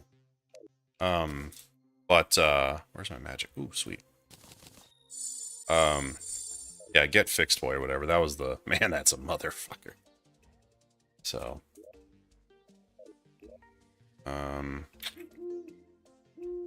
But yeah, I don't typically travel underground without Danger Sea potions. I don't know why I'm being so reckless right now. Oh shit, shit, shit, shit. I have nowhere to land. I was going to build a platform, but I'm not confident in my ability to do that right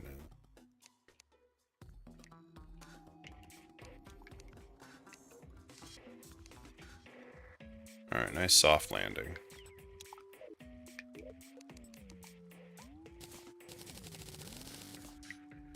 Okay. Well, since I'm down here, I'm going to dig a little bit further. And then we'll go up and make some Danger Sea. Yeah, if you play hardcore, don't ever travel without a Danger Sea potion like I'm doing now. This is stupid what I'm doing. This is exactly how I lost my last match. But yeah, do hardcore. It's so much fun, you know. I think I didn't do hardcore until I got into like the lower 2000s. And it just revitalized so much of the game, you know. It changes it so much.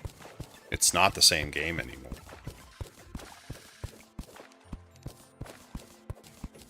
I was saying earlier, you end up using potions you've never used and building weapon and armor sets you never used before. You have to get really creative with your arenas, and everywhere you go, you're building proper arenas. Snow biome would be the best, right? For what? I mean, you definitely need it. That was something I was talking about much earlier, which is I am not looking forward to... Like, I play this game so much, I no longer like fishing or growing plants. But, like, you have to approach every boss like it's Moonlord. Which means I have to do all that crap. So, I'll be planting all that stuff here soon.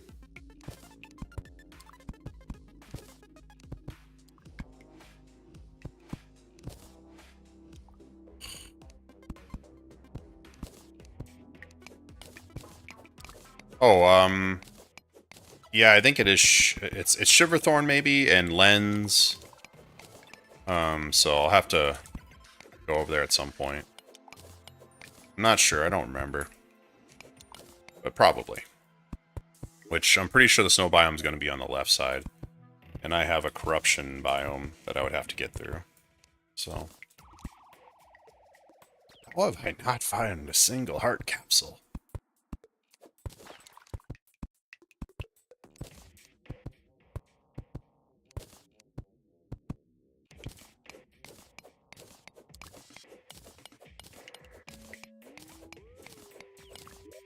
I'm already down to lava, and I have not found a golden chest or a heart capsule. It's insane.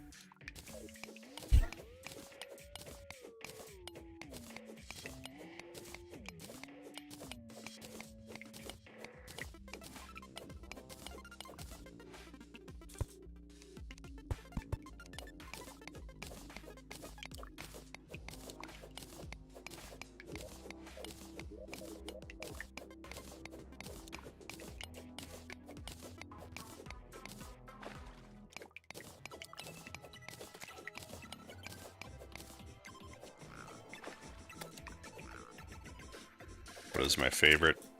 My favorite item in the game.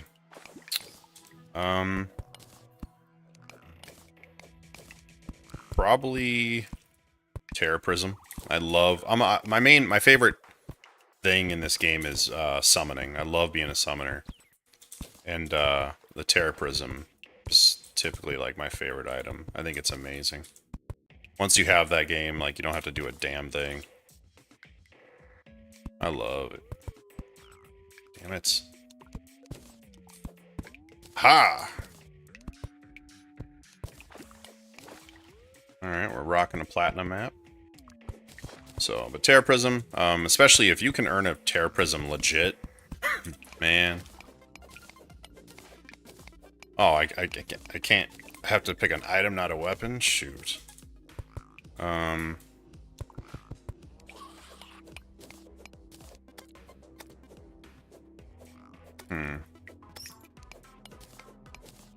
Magic mirror. I love my magic mirror. That's always the thing I'm most happy to see. Let's see here. Probably the magic mirror is pretty close. I really enjoy, at least in Calamity or in Journey mode, the, like, mining shuriken things you can make or buy from the miner. But I'll go with just a magic mirror. It's a phenomenal item that, you use so much throughout the entire game once you get it. Rod of Discord. That's probably my most hated item, man.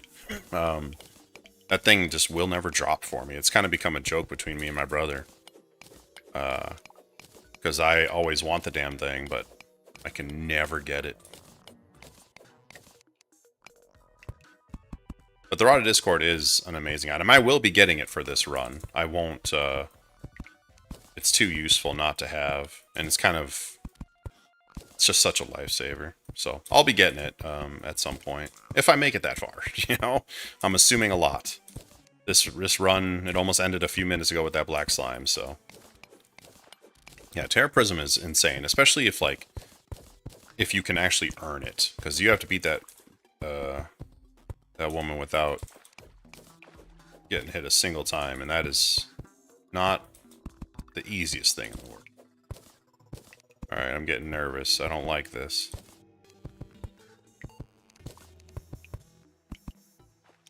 Yeah, Summoner is like, once they made it good, it's phenomenal. And that's actually one thing I'll be doing is, once I get to the snow biome, is making my flink staff. And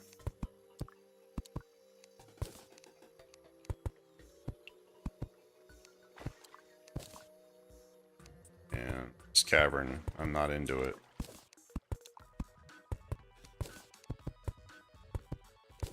Just trying to be careful here.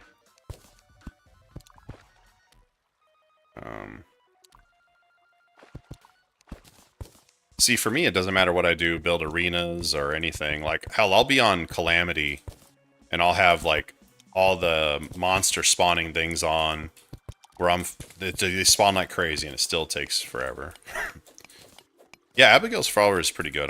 That's one problem, I can't get that right now, because to get Abigail's Flower, you need a goddamn headstone. I think you can make them now, though. I just, I don't remember. I know there's a way you can make them. I know they changed that. Or they added that.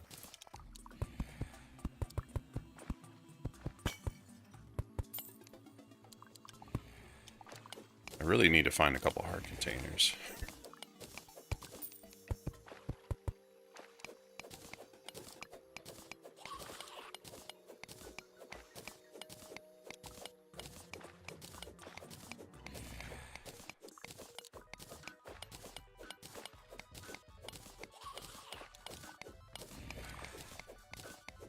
That's one thing I like about, that's one thing I like about, Calamity. I don't know if you play Calamity much. In Calamitorium Fargo. The Rod of Discord. It has an evolution to it. Something dislocate or whatever, but what's cool about it is you can keybind it to a button, and it teleports you to your mouse location. And just that alone makes it so much better.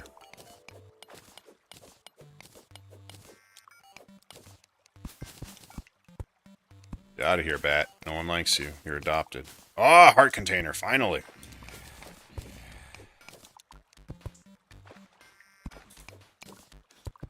Almost a freaking hell, and I haven't only found one of these things.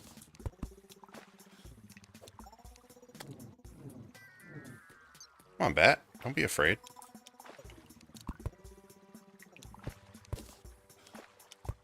Yeah, like I said, I think there is a way to make a headstone now.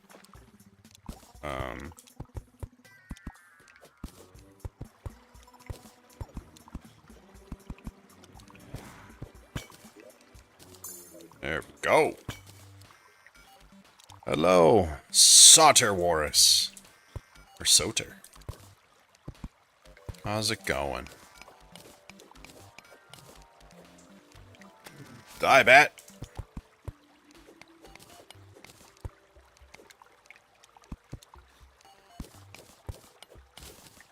There we go. I do need some cobwebs. As if I get my Flinks staff, I'll most likely make the Flinks fur coat.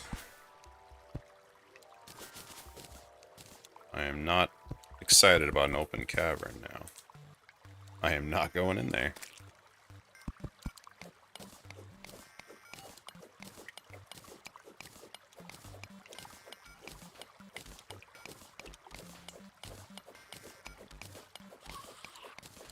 Can't? I thought that. Google says. I could have swore the creators mentioned something about being able to make headstones for that very problem. I don't remember. I'll have to figure it out. Or someone maybe sells it. I don't know.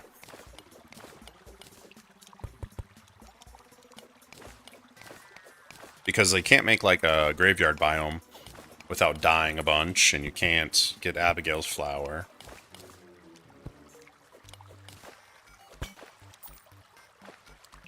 The nurse has arrived.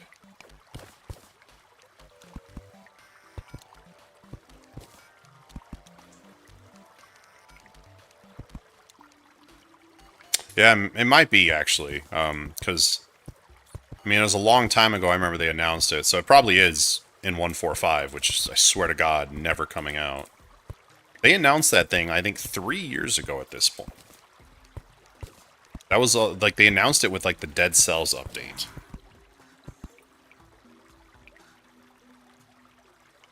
AMS. Wait, AMS. Well, no one's joining me in this one. This is a hardcore run. This is all me, but next time I do a big map, like when 1.45 comes out, we're gonna get together a bunch of people, and we'll do just probably an expert playthrough. So one thing I'm looking forward to is, yeah,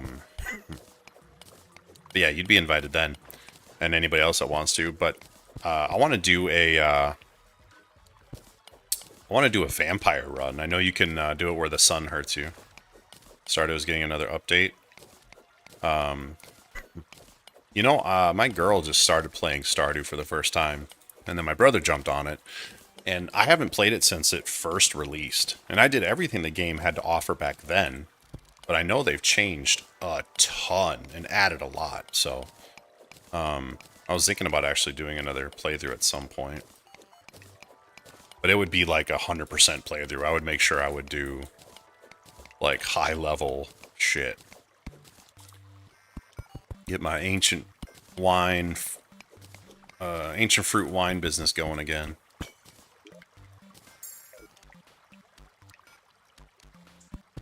Alright. So again, a very important tip for hardcore. Keep your health under 200. Until you're ready, because that's when goblins and Eye of Cthulhu have a chance to spawn. So get it to 180 and hold it there, and then just collect the hearts. And then when you're ready, use all the hearts to get to max health. But don't do it until you're ready. Until you have a platform, an arena, you have lava around your base, whatever you need. And then just use all the hearts to max out your health all at once.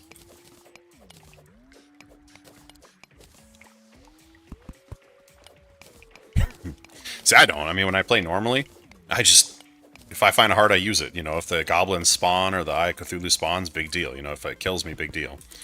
But right now, I can't do that.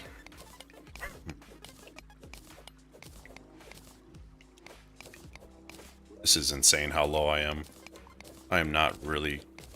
I should not be this low right now. I'm nervous.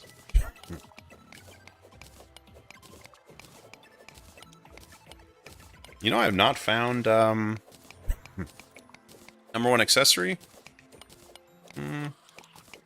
Boots. I like my boots. Any level of boots. So, I like the speed.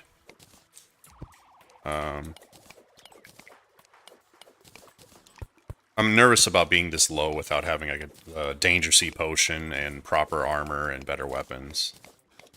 You ever do Calamity? Yes.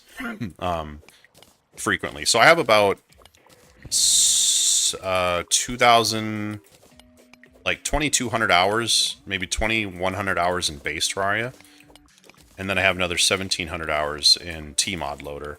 And I typically, I always run Calamity. I've tried all of them, you know, I've tried all the mods, but Calamity is by far my favorite.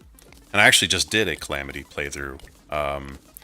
It was a Calamity in Master Mode Death run with Fargo and Thorium and a few others. We got all the way to the Perforators. And then there were some issues with bosses despawning and it kind of killed our motivation. I ended up dropping it back down to Expert and finishing it. Or no, Master. I took off Death Mode though. But I did finish it. Yeah, I love Calamity. It's phenomenal. It really is incredible.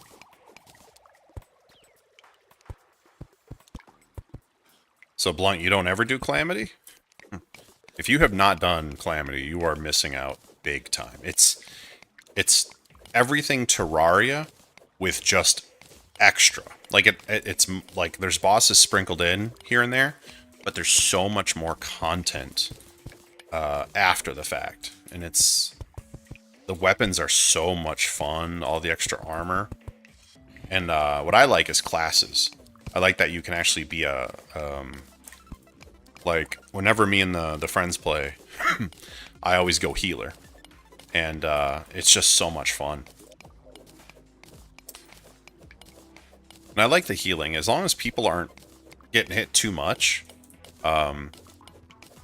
yeah, Calamity is overwhelming. It is. There's a lot to it. Hey, a shark statue. It does that a lot, but things like magic storage really help out with all the extra items. So, but I think just play it with people. Play it with somebody that's already knows what they're doing. So, but magic storage really is helpful, and then pulling up like a Terraria Calamity like setup guide on Wiki, you know. But man, some of the bosses they added, the weapons and stuff, so much fun. So much fun.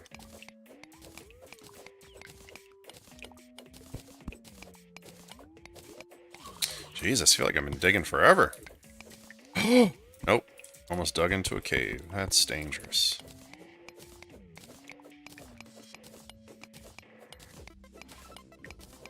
I want that shark statue. No one wants to hang out in the ocean trying to farm sharks now.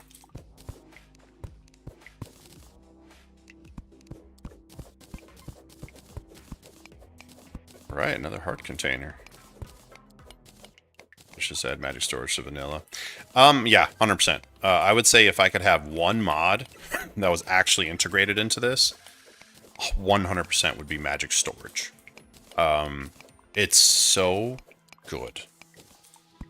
Other than that, I would do auto fishing, because I'm sick of fishing. I do like the mod, like the automatic mining, or mine vein. Like if you break one within a vein, it pops them all. But that's just because I played so much and I'm kind of I like saving time in certain areas, and that's one of them.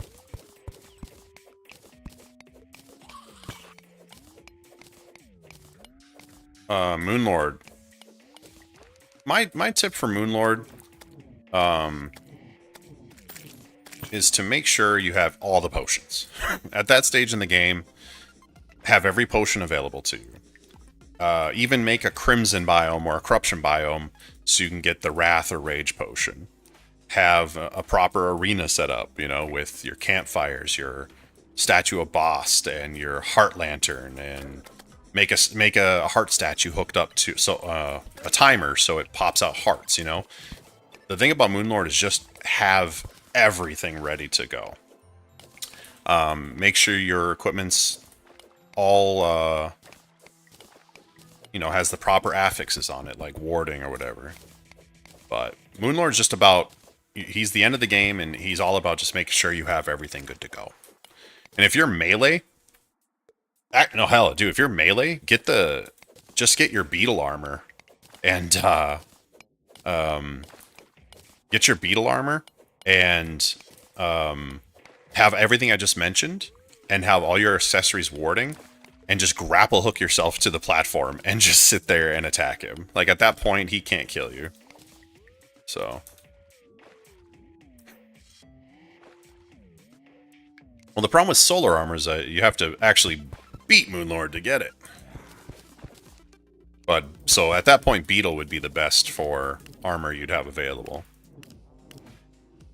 But yeah, honestly, with Beetle armor and warding on everything, plus all the potions, endurance, and iron skin, and the statue of Bast, Moonlord won't hurt you. That's how I beat him in hardcore.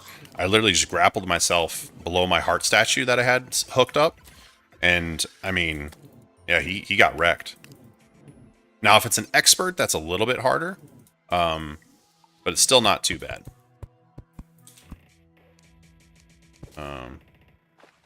No. 145, man, they've been giving updates and talking about that thing literally for 3 goddamn years. They're saying it's, you know, on the cusp of release. But yeah, I'll add you. But they say it's on the cusp of release, but they have not. They've been saying crap forever. Like I said, they announced it a long ago when, like, Dead Cells was a relatively new game as a collab, and then, you know, they just kept doing update after update, change after change, and here we are 3 years later. Yeah, you can cheese Moonlord too. I know there's like a minecart setups you can do that can go around them. There's all sorts of things. But honestly, the easiest way, especially if you're melee, is just, oh god, just get tons of defense and get all your potions and whatnot. He's a pushover. Like I said, in expert mode, he's a little bit different. So.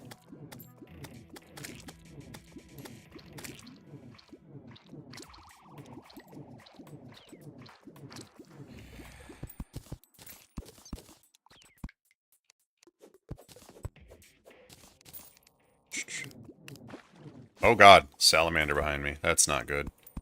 That guy will wreck me. Alright, this is enough. I'm out of here. That's what I'm at. 140. Bump up to 160. Now here's the real question. I got a gravitational potion. Do we risk going up into the sky with it? No. We don't. This hardcore stuff's all about mitigating risk. That is dangerous. Very dangerous indeed. Alright, let me talk to the guide and see. I think it was Shiverthorn. Dangerous. Here it is. Yeah, it is Shiverthorn and Cobwebs. Oh, wait, I thought it was Lenses. Oh, I'm thinking Hunter Potion. I'm thinking Hunter Potion. Well, I can only get one more heart container.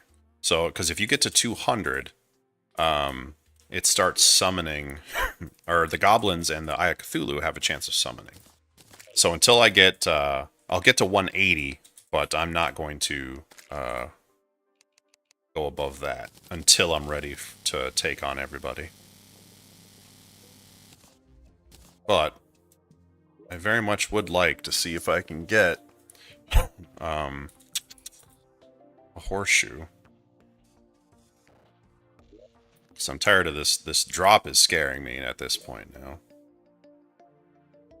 You know what we are going to do? What time is it? It's early, right?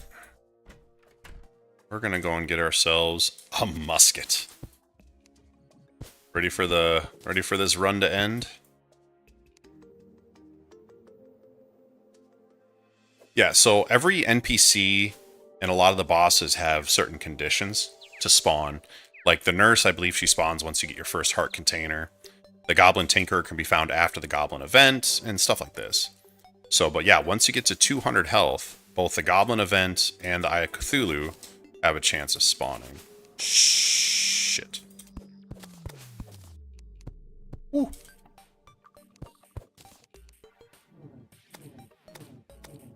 So you got to be careful about... I mean, in regular mode, it's really not a big deal. Who cares if you die? But like I said, I'm playing hardcore, so Eye of Cthulhu spawning right now in expert mode would be tragic. Like if I don't have a platform and I don't have boots, Hermes boots, I don't have mini shark, you know, I'd be in a lot of trouble. I would die.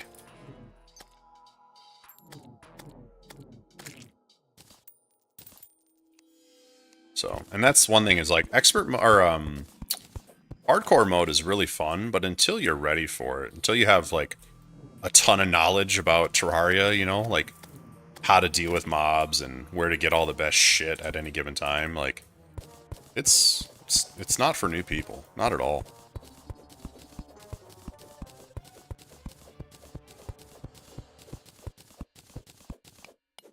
Damn it.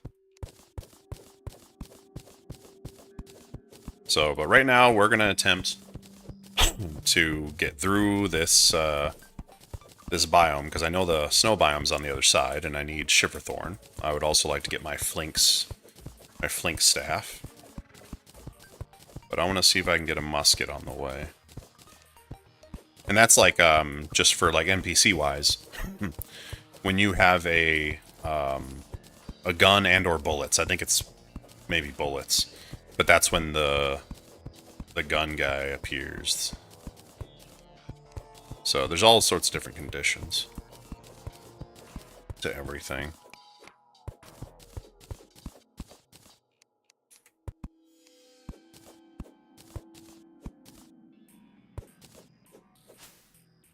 Huh.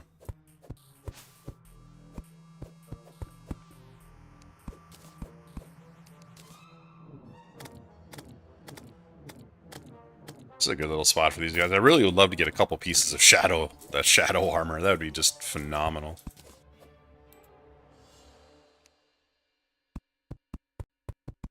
You know, the trick I've learned to get people to play games is buy it for him.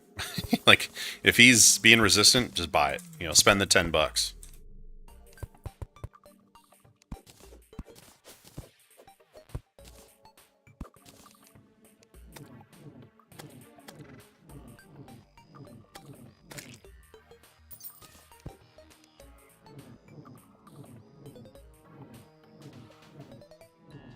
What'd you say? Competitive. Is the only thing give him interest? Oof. You know, that's I'm guessing he's younger.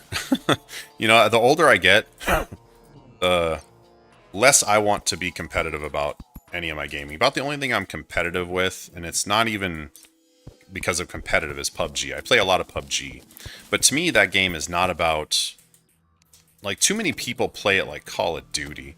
I play it to be more like Metal Gear Solid, you know? I'm sneaking my way to victory and taking calculated shots and moves. To me, that's not a game about running and shooting and gunning, and that's a strategy game, man. That's a simulation type thing.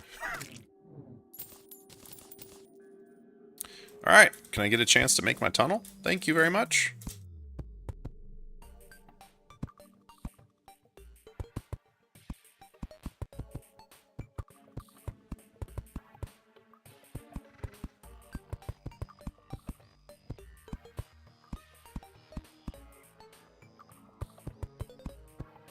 Oh, you almost got me there, buddy.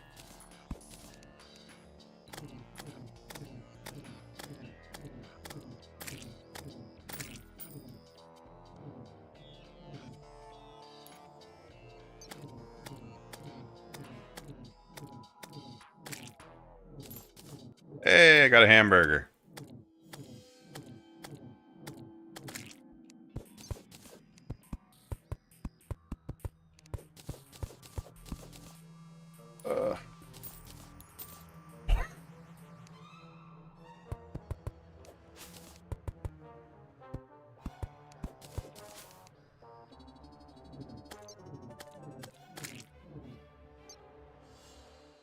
Would I recommend this game to kids over Minecraft?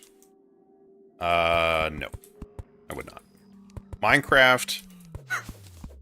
I think Minecraft is, incredible.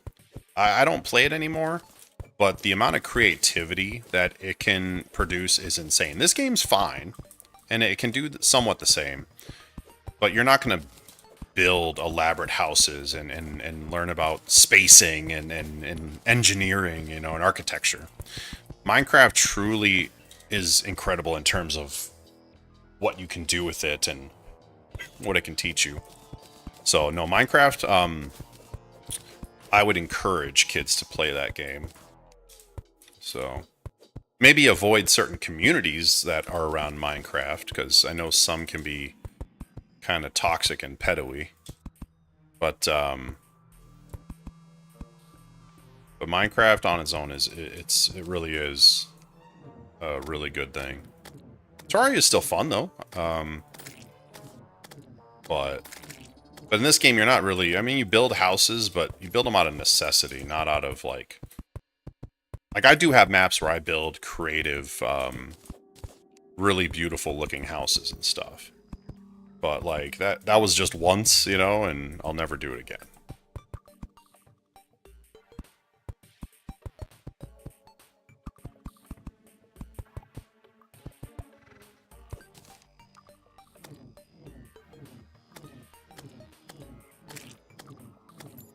Come on, give me some shadow armor, man.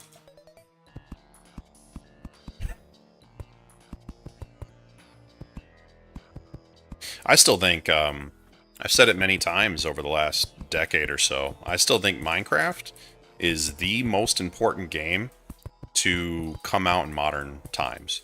It came out at a time when the only thing people would talk about was the graphics of things. They say, oh my god, the graphics are amazing, you know? And graphics don't matter in a game. They don't matter at all. All that matters in a game is a fun factor. You know, are you enjoying the game? Do you have fun playing it? That kind of thing.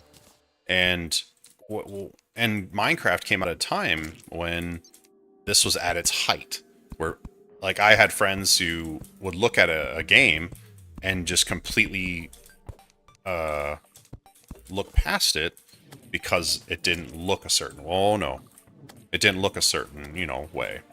And Minecraft came out and it had terrible graphics, and so many of them said the same thing. I got friends that, you know, talked about how ugly it was and they can't play a game that looks like that. And now they've put more hours into it than I have. It really changed the culture around gaming and got back to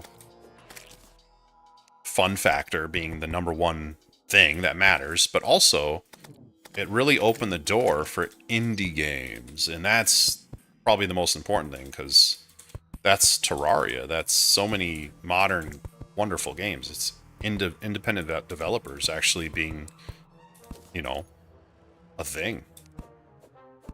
So I'm very, very proud of what Minecraft was and is.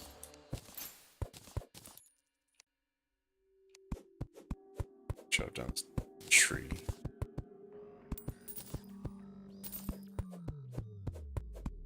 Alright, I think...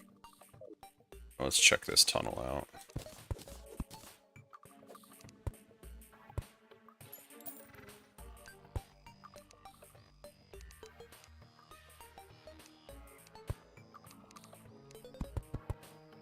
Now what I'm doing is extremely dangerous in hardcore mode, and I don't typically recommend this.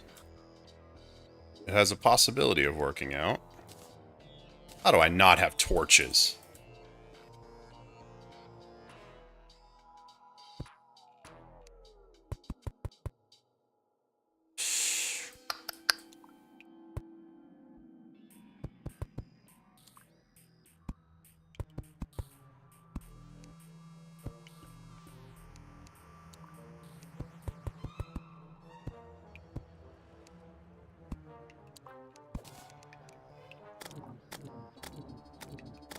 I gotta concentrate now.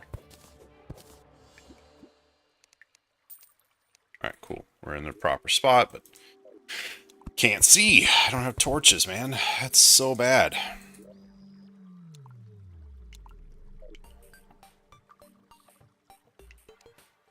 Damn it. I'm gonna go back. I can come back. Hey, buddy, send me some torches. Thank you.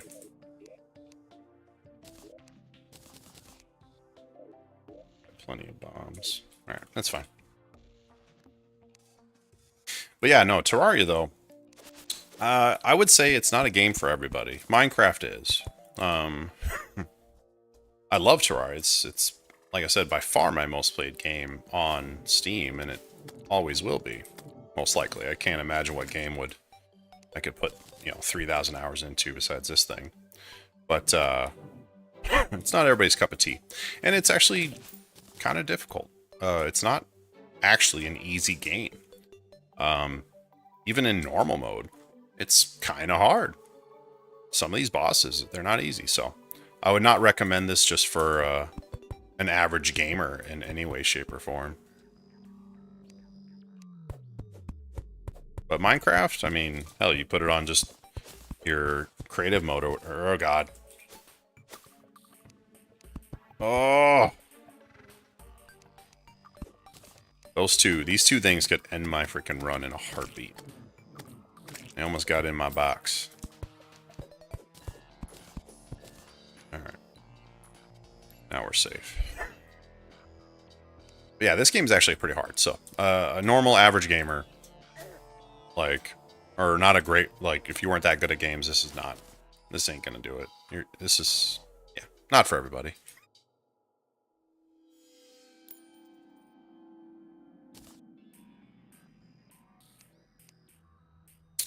What up, slime?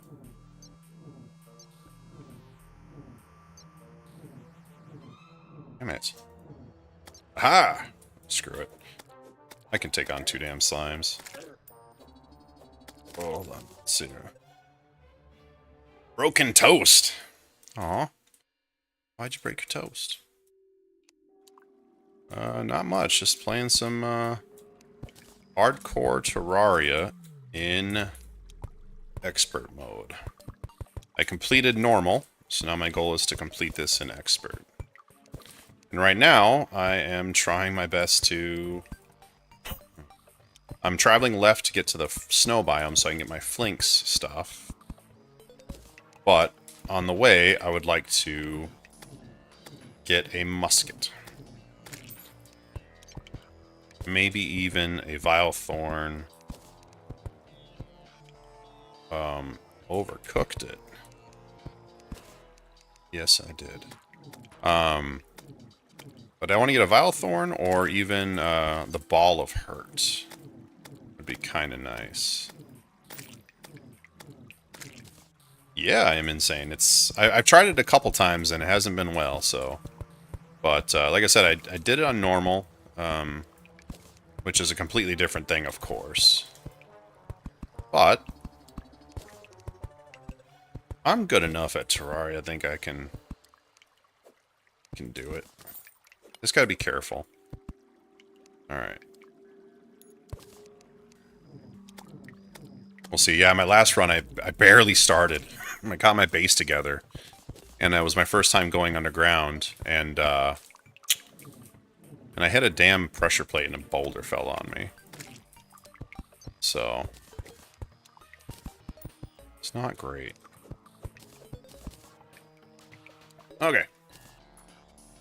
Let's get ourselves...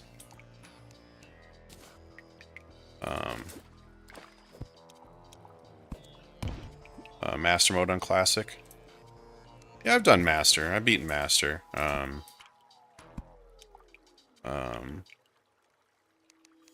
But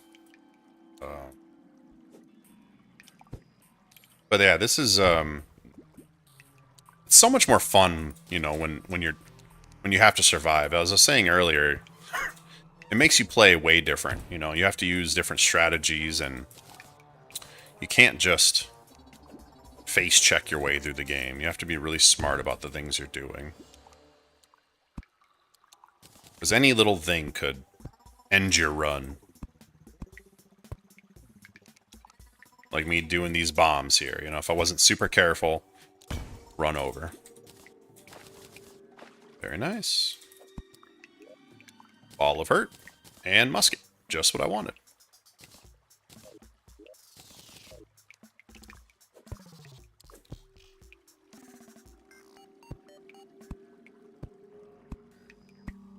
But yeah, so this is, to me, this is...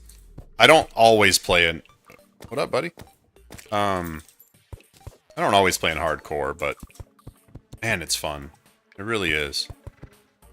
It's a good kind of stressful. You think they should punish play? Well, so you can make it so, like, you drop your items and stuff, but, like, that's really not that big of a threat. But no, I don't think they should, in general, punish players more. Because if you want that, you just, you know, turn on hardcore or whatever else. But I just played a Dark Souls playthrough. It was a Dark Souls mod where the only way you gained more health or strength or anything was by killing monsters, gaining souls, and then spending those souls like experience points to level up. And if you died, you lost your souls. That made dying and death, you know, a lot more impactful. Granted, you can go and collect your souls from your body, which kind of took away from some of the threat, but if you died again on your way to get those, they would disappear permanently. The twins on Master.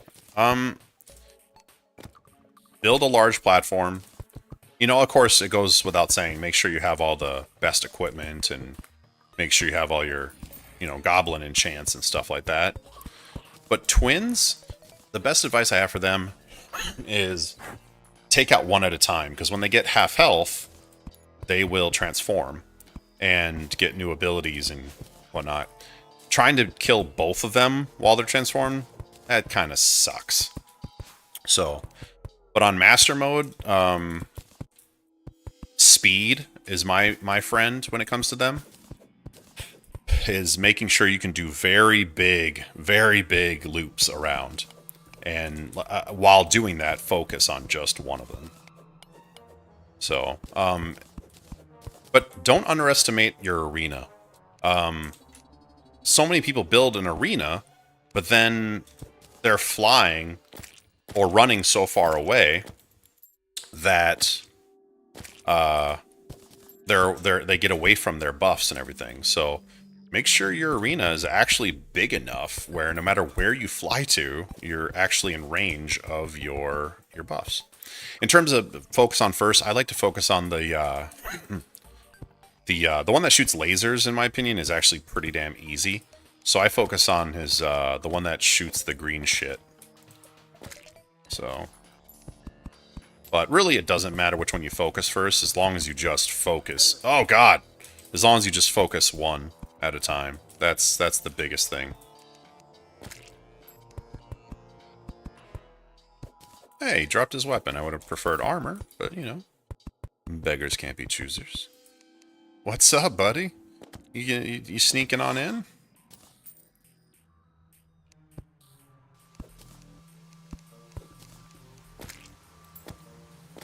But master mode, my advice in master mode and anything is take your time. Make sure you have all of the best stuff at every moment, you know? Have every potion available to you. Have everything that you would need in your arena, you know, like the statue of Bost and the heart statues hooked up to timers and stuff. You know, there's always ways to cheese bosses, like with mine carts and stuff, which I don't recommend. You're not going to feel like you earned it if you're doing stuff like that. Just have everything, you know, make money so you can get the proper enchants from the goblin. You know, you shouldn't settle with guarding. You should go for warding. Welcome back.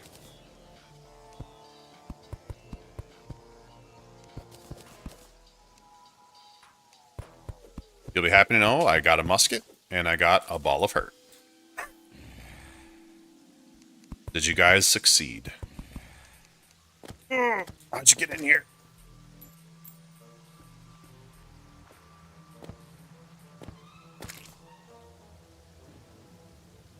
You know, a little trick for tunnel building. And I learned this when I was playing my times 10 master mode, is to do this. Build doors occasionally. That way they get stuck. And in master mode, when I do master mode, currently, it was terrifying. But all right, well, you have a good night. Thanks for joining me. I'm sure I'll see you again. I'm gonna try to be on most mornings, so we'll see if we'll do Terraria tomorrow. I might might jump into Hearthstone Battlegrounds or PUBG. Summoner, 100% Summoner.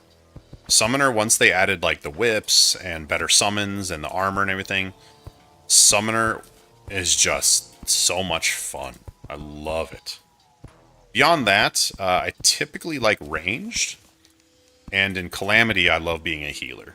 Calamity being a healer with a group is a lot of fun, actually.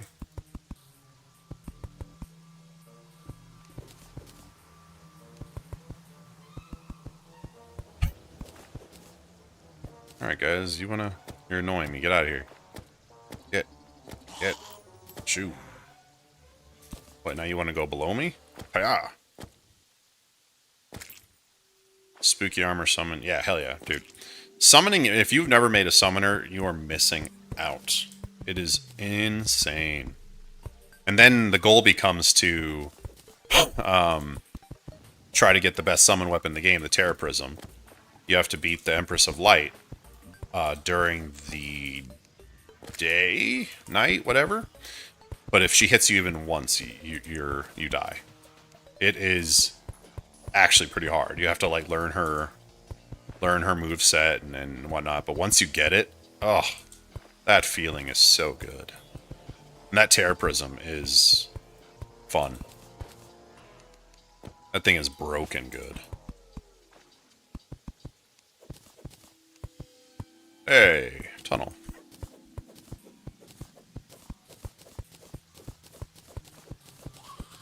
Yeah, I just thought about that, man. Doing the Halloween event is going to be... I don't know, man. Yeah, dude. Empress of Light. I ended up doing... I was a summoner, and what I did was... I just put everything as crit chance and damage, or no, all damage. And I mean, just went to freaking town, and... yeah, why so? I feel like relying on the AI of your summons can be risky. False melee. I love melee. I love every class. They're all fun. But the reason I like summoning is because it's not just relying on your summons anymore. It's actually a melee build, and most people don't realize that. Summoning is not like a good portion of your damage comes from your whips, and you end up building it like you would a melee set with the mechanical glove and all that kind of stuff. It's really fun because it goes around. No, I am absolutely not getting that. No way am I fishing in a blood moon and then on expert right now. But But yeah, you're a whip build. You're actually a melee build. So the fun is, you know, learning. Summoner needs to dodge, basically. Summoner needs to learn how to dodge really well, learn the boss mechanics, and how to stay just that perfect range to hit them with a whip and let your summons actually, like, go on to them. So, summoning is just fun. And it's something really satisfying about just passively killing your enemies. It allows for really good... it is. Summoner is the bullet hell, because it's... You're just learning to dodge, but you have to stay close enough that your summons know what to attack. So, it's quite fun. But you can also build very good AFK arenas using summoners that you can't really do with any other class.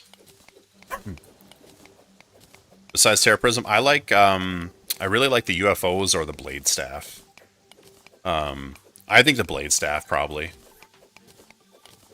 So, you know which one I really hate, even though it's really powerful, is actually the Stardust Dragon. I've never really cared for him. He's phenomenal, but I like the Blade Staff. They get everywhere. And I love how fast they are. They just go through walls and... There, we officially survived. Yeah, those are okay. Actually, going on favorite and least favorite, my least favorite boss in the entire game, by far, is Duke Fishron.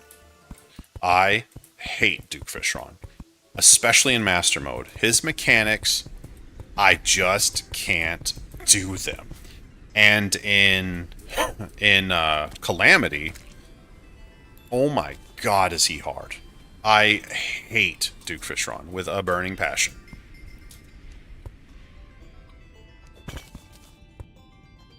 One of my favorite bosses actually is Plantera.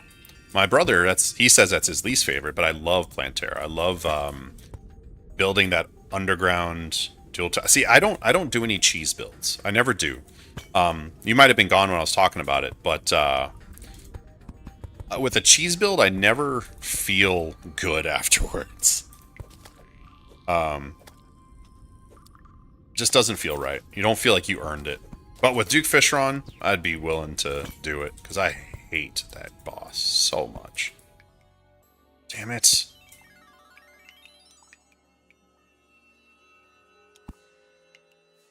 Oh, I don't like this. I can't traverse this like this, man. I gotta dig a hole.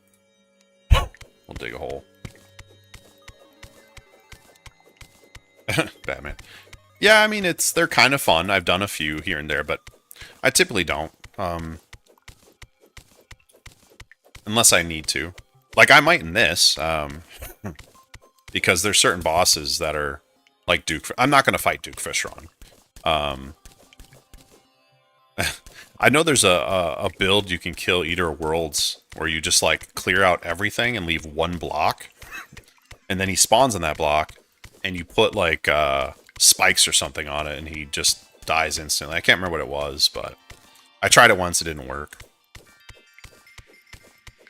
But with this one being a hardcore, I'll use every trick at my disposal. But I have no intentions of fighting Duke Fishron. He doesn't drop anything I'm going to want. I'm not messing with him. I'm not even going to risk it. If I do, it'll be when I'm very late game. But I wouldn't need anything from him, so... It would just be from, like, a completionist standpoint. Jesus. I do plan on using the Beanade spam against Wall of Flesh. Not that many. I'm not gonna... That's just to take care of his tentacles. And then I'll use... I'll probably swap to Magic when I fight him. My strategy to beat Wall of Flesh was... just the Water Bolt. Water Bolt is, use Beanades to kill his tentacles, and his Water Bolt spam. Honestly, it's super easy. But again, with regular Terraria, you know, I'd make it work. But in Master Mode or now Hardcore, I'm gonna build for each boss individually. Magic is stupid. Magic... Yeah, magic is... I don't know. It's good and not good at times. So, one reason I like Calamity, though, is magic is good the whole way through. It's always good. So, every class is good the entire time. They added weapons that kind of fill in those gaps. So... Because, like, summoning in base Terraria, you, there's times where you're like, you just sit back without a new summon for way too long. And then, but in Calamity, there's tons of different summons. Every boss you fight, there's two or three different summons you can get. And you can find whatever you like the most.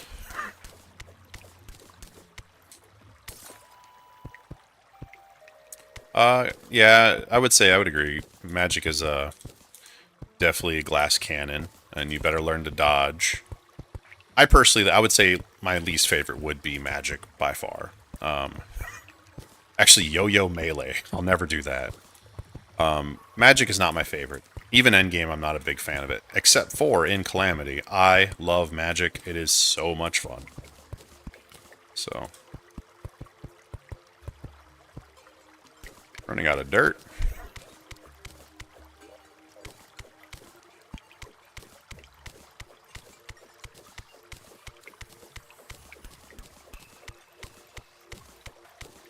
I have still not found a single golden chest, by the way. Not a single one. I dug down that far over here and not a single golden chest. And I've only found 3 heart containers.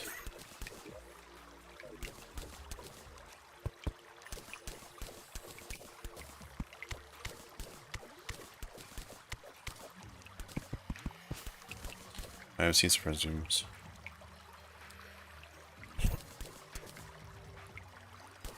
Don't get me wrong, magic is insane. Like, it is powerful. No, I don't have any Spelunker potions. I haven't started making any potions yet. But yeah, magic's powerful. It's just... meh.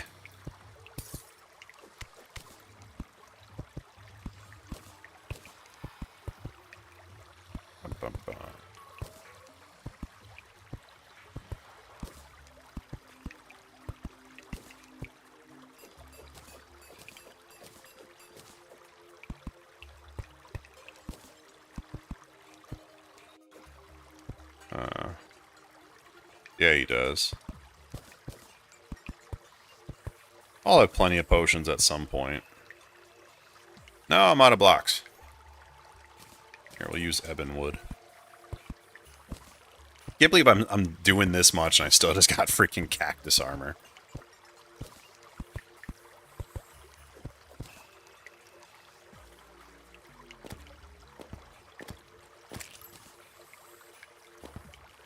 Meh. Burn, bitches.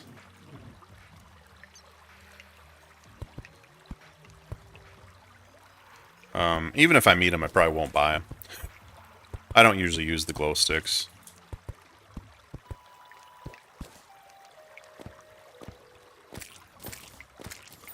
Haha.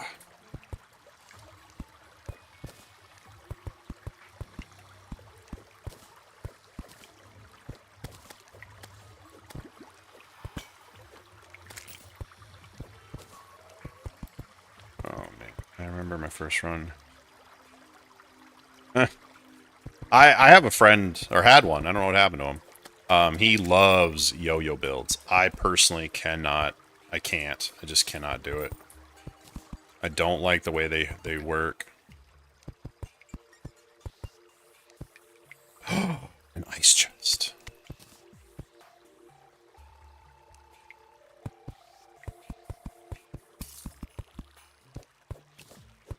No, I won't be doing Torch God. Hell no. I'm not doing anything unnecessary. My goal is to beat Moonlord. So I will not be doing any optional bosses. No way. Golem. I don't know if ice chests can be bombed up, but I did not check for a bomb. Like, that was stupid. I made my first like major mistake. That could have been bad. I feel shame. I don't struggle with Golem. I've never thought he was actually a hard boss. I always found him to be quite easy, actually. Hey, I might as well use a mining potion. Yeah, Golem, I'll like, once you fight him, beat him once, if you need to farm him for other items, like, I always just break off his thing and bring it to the surface in my arena, and he's easy. The only way he's hard is if you get a bad arena. That's down below in the jungle temple.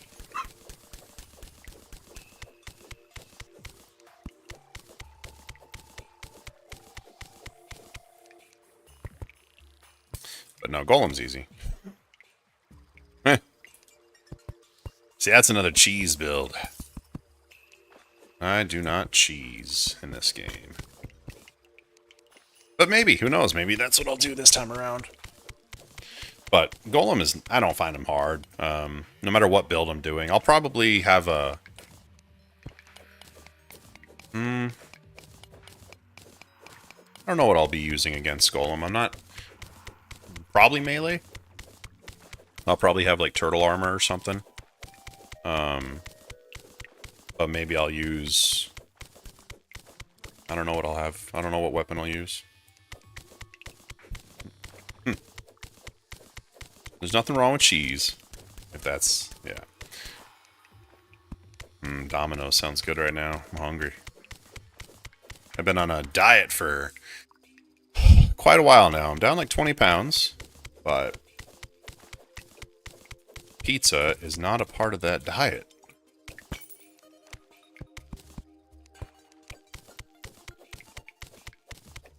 I wish it was. Why can't there be an all-pizza diet and you actually lose weight and get healthy? Alright, this gotta be low enough to get flanks.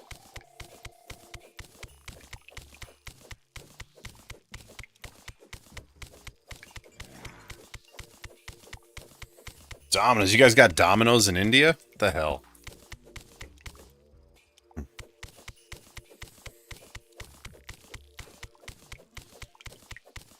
Yeah, nothing's nothing. I always wonder if there's a way to kill the Dungeon Guardian.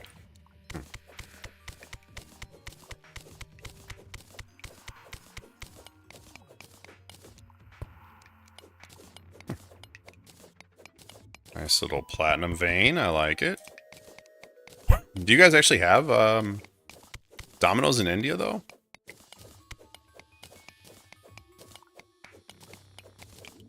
Damn.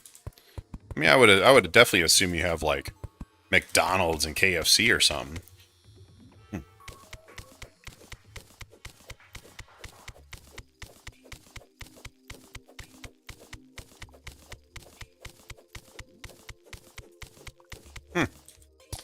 Yeah, it's kind of crazy to think some of the fast food chains, like over here, are so popular in other places, like KFC in like Japan.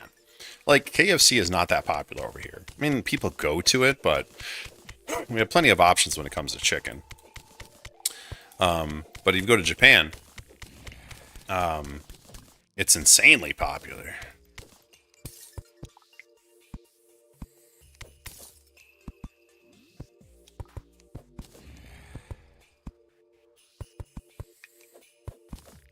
Do you have any other pizza chains? I wonder, maybe there's just no competition and that's the deal? KFC, man. The whole world loves KFC except for Americans. But that's because we have, like, monthly KFC day. So we have, like, we have KFC, we have Popeyes, we have Chick-fil-A, we have Bojangle, we have Church's Chicken, we have several other, like, we have so many, like, fast food chicken places, fried chicken places that, and KFC is, okay, yeah, KFC is the bottom of the barrel, actually. Like, I think out of all chicken places, it's probably the least.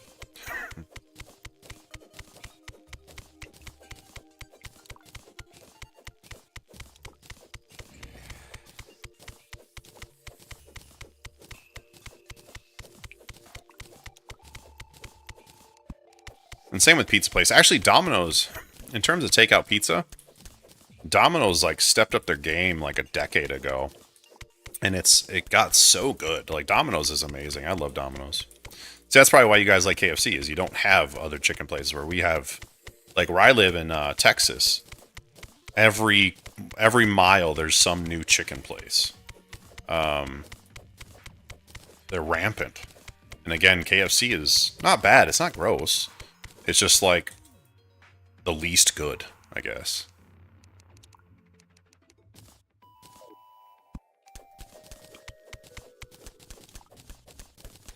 Man, some Popeyes though, or Bojangles, or Churches. Oh my god. So good.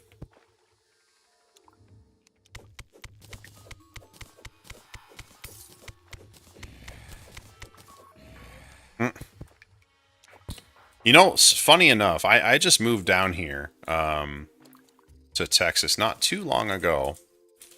And so I like to barbecue, and I love barbecue. I really do. My pork ribs are insanely good. And I was excited to come down to Texas to and get barbecue, you know, like it's got to be good, right? And I've been to several places already, and none of them have been like really good. Like they're okay, but they're not like amazing. And I think what happens here is people get so like they think just because they're in Texas, you know, that they can open up a barbecue joint, but none of them, they're not really exceptional. Like what I grill, what I smoke is way better than what I've had down here so far. Like my brisket, my pork ribs, my chicken and turkey is like leaps and bounds better. So not sure what the hell Texas is doing, man. They need to step it up, man. I want some barbecue. Come on, bat. Let's go. You want to go? Ha! Okay, I'm sorry.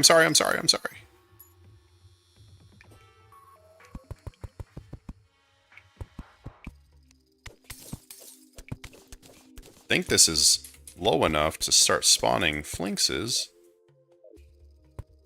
Hope.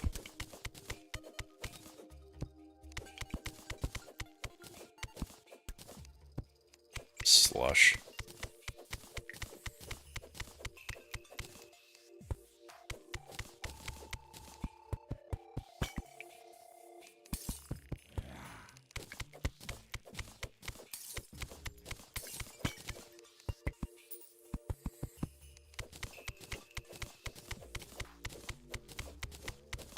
Huh. I figured a flinx would have spawned in my little tunnel by now.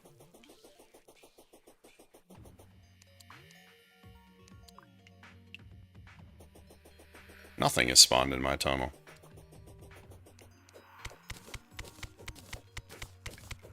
Am I really not low enough? Yeah, man. I'll be on again tomorrow morning. Ah, hell, I just flooded my tunnel. I'll be on tomorrow morning again, most likely. So I plan to do something like this every day. Maybe not this long. But definitely thanks for joining. So it was fun having people to chat with. So... And also, if you happen to like music, that's kind of one of the main things I do with my channel now is upload a bunch of the music I make. So feel free to give it a listen. I could always use more comments and feedback. You know? Gives you something to do throughout the day. Whenever you're working out or something.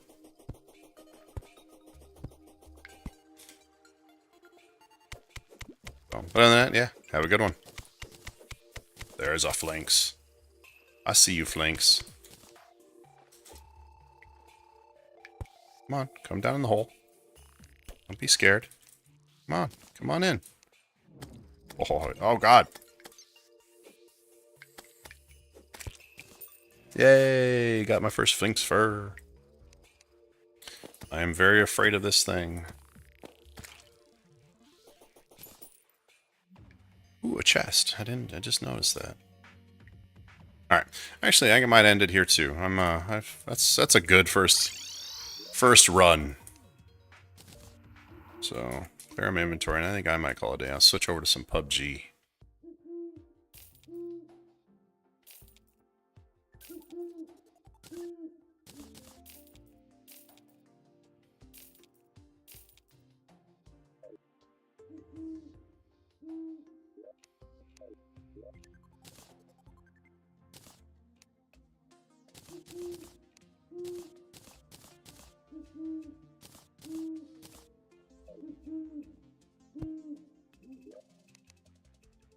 Cobwebs.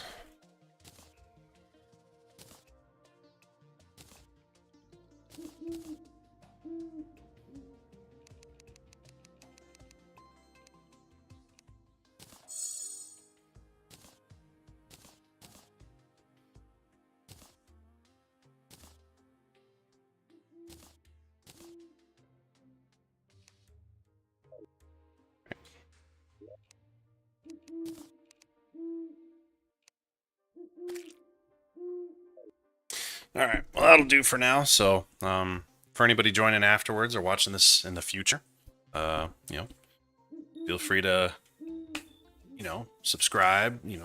Give me those likes, give me those comments, and I'll try to do this every morning around starting at like 9 o'clock. I did doing kind of like a podcast in the morning for an hour or two, just kind of discussing the latest news. I always like to look at what's going on in the world. And then I'll do some gaming afterwards. So, and then in the afternoon, most likely to be my brother will join me and we'll stream some games. So, but yeah, either way, I hope you enjoyed it and have a good one.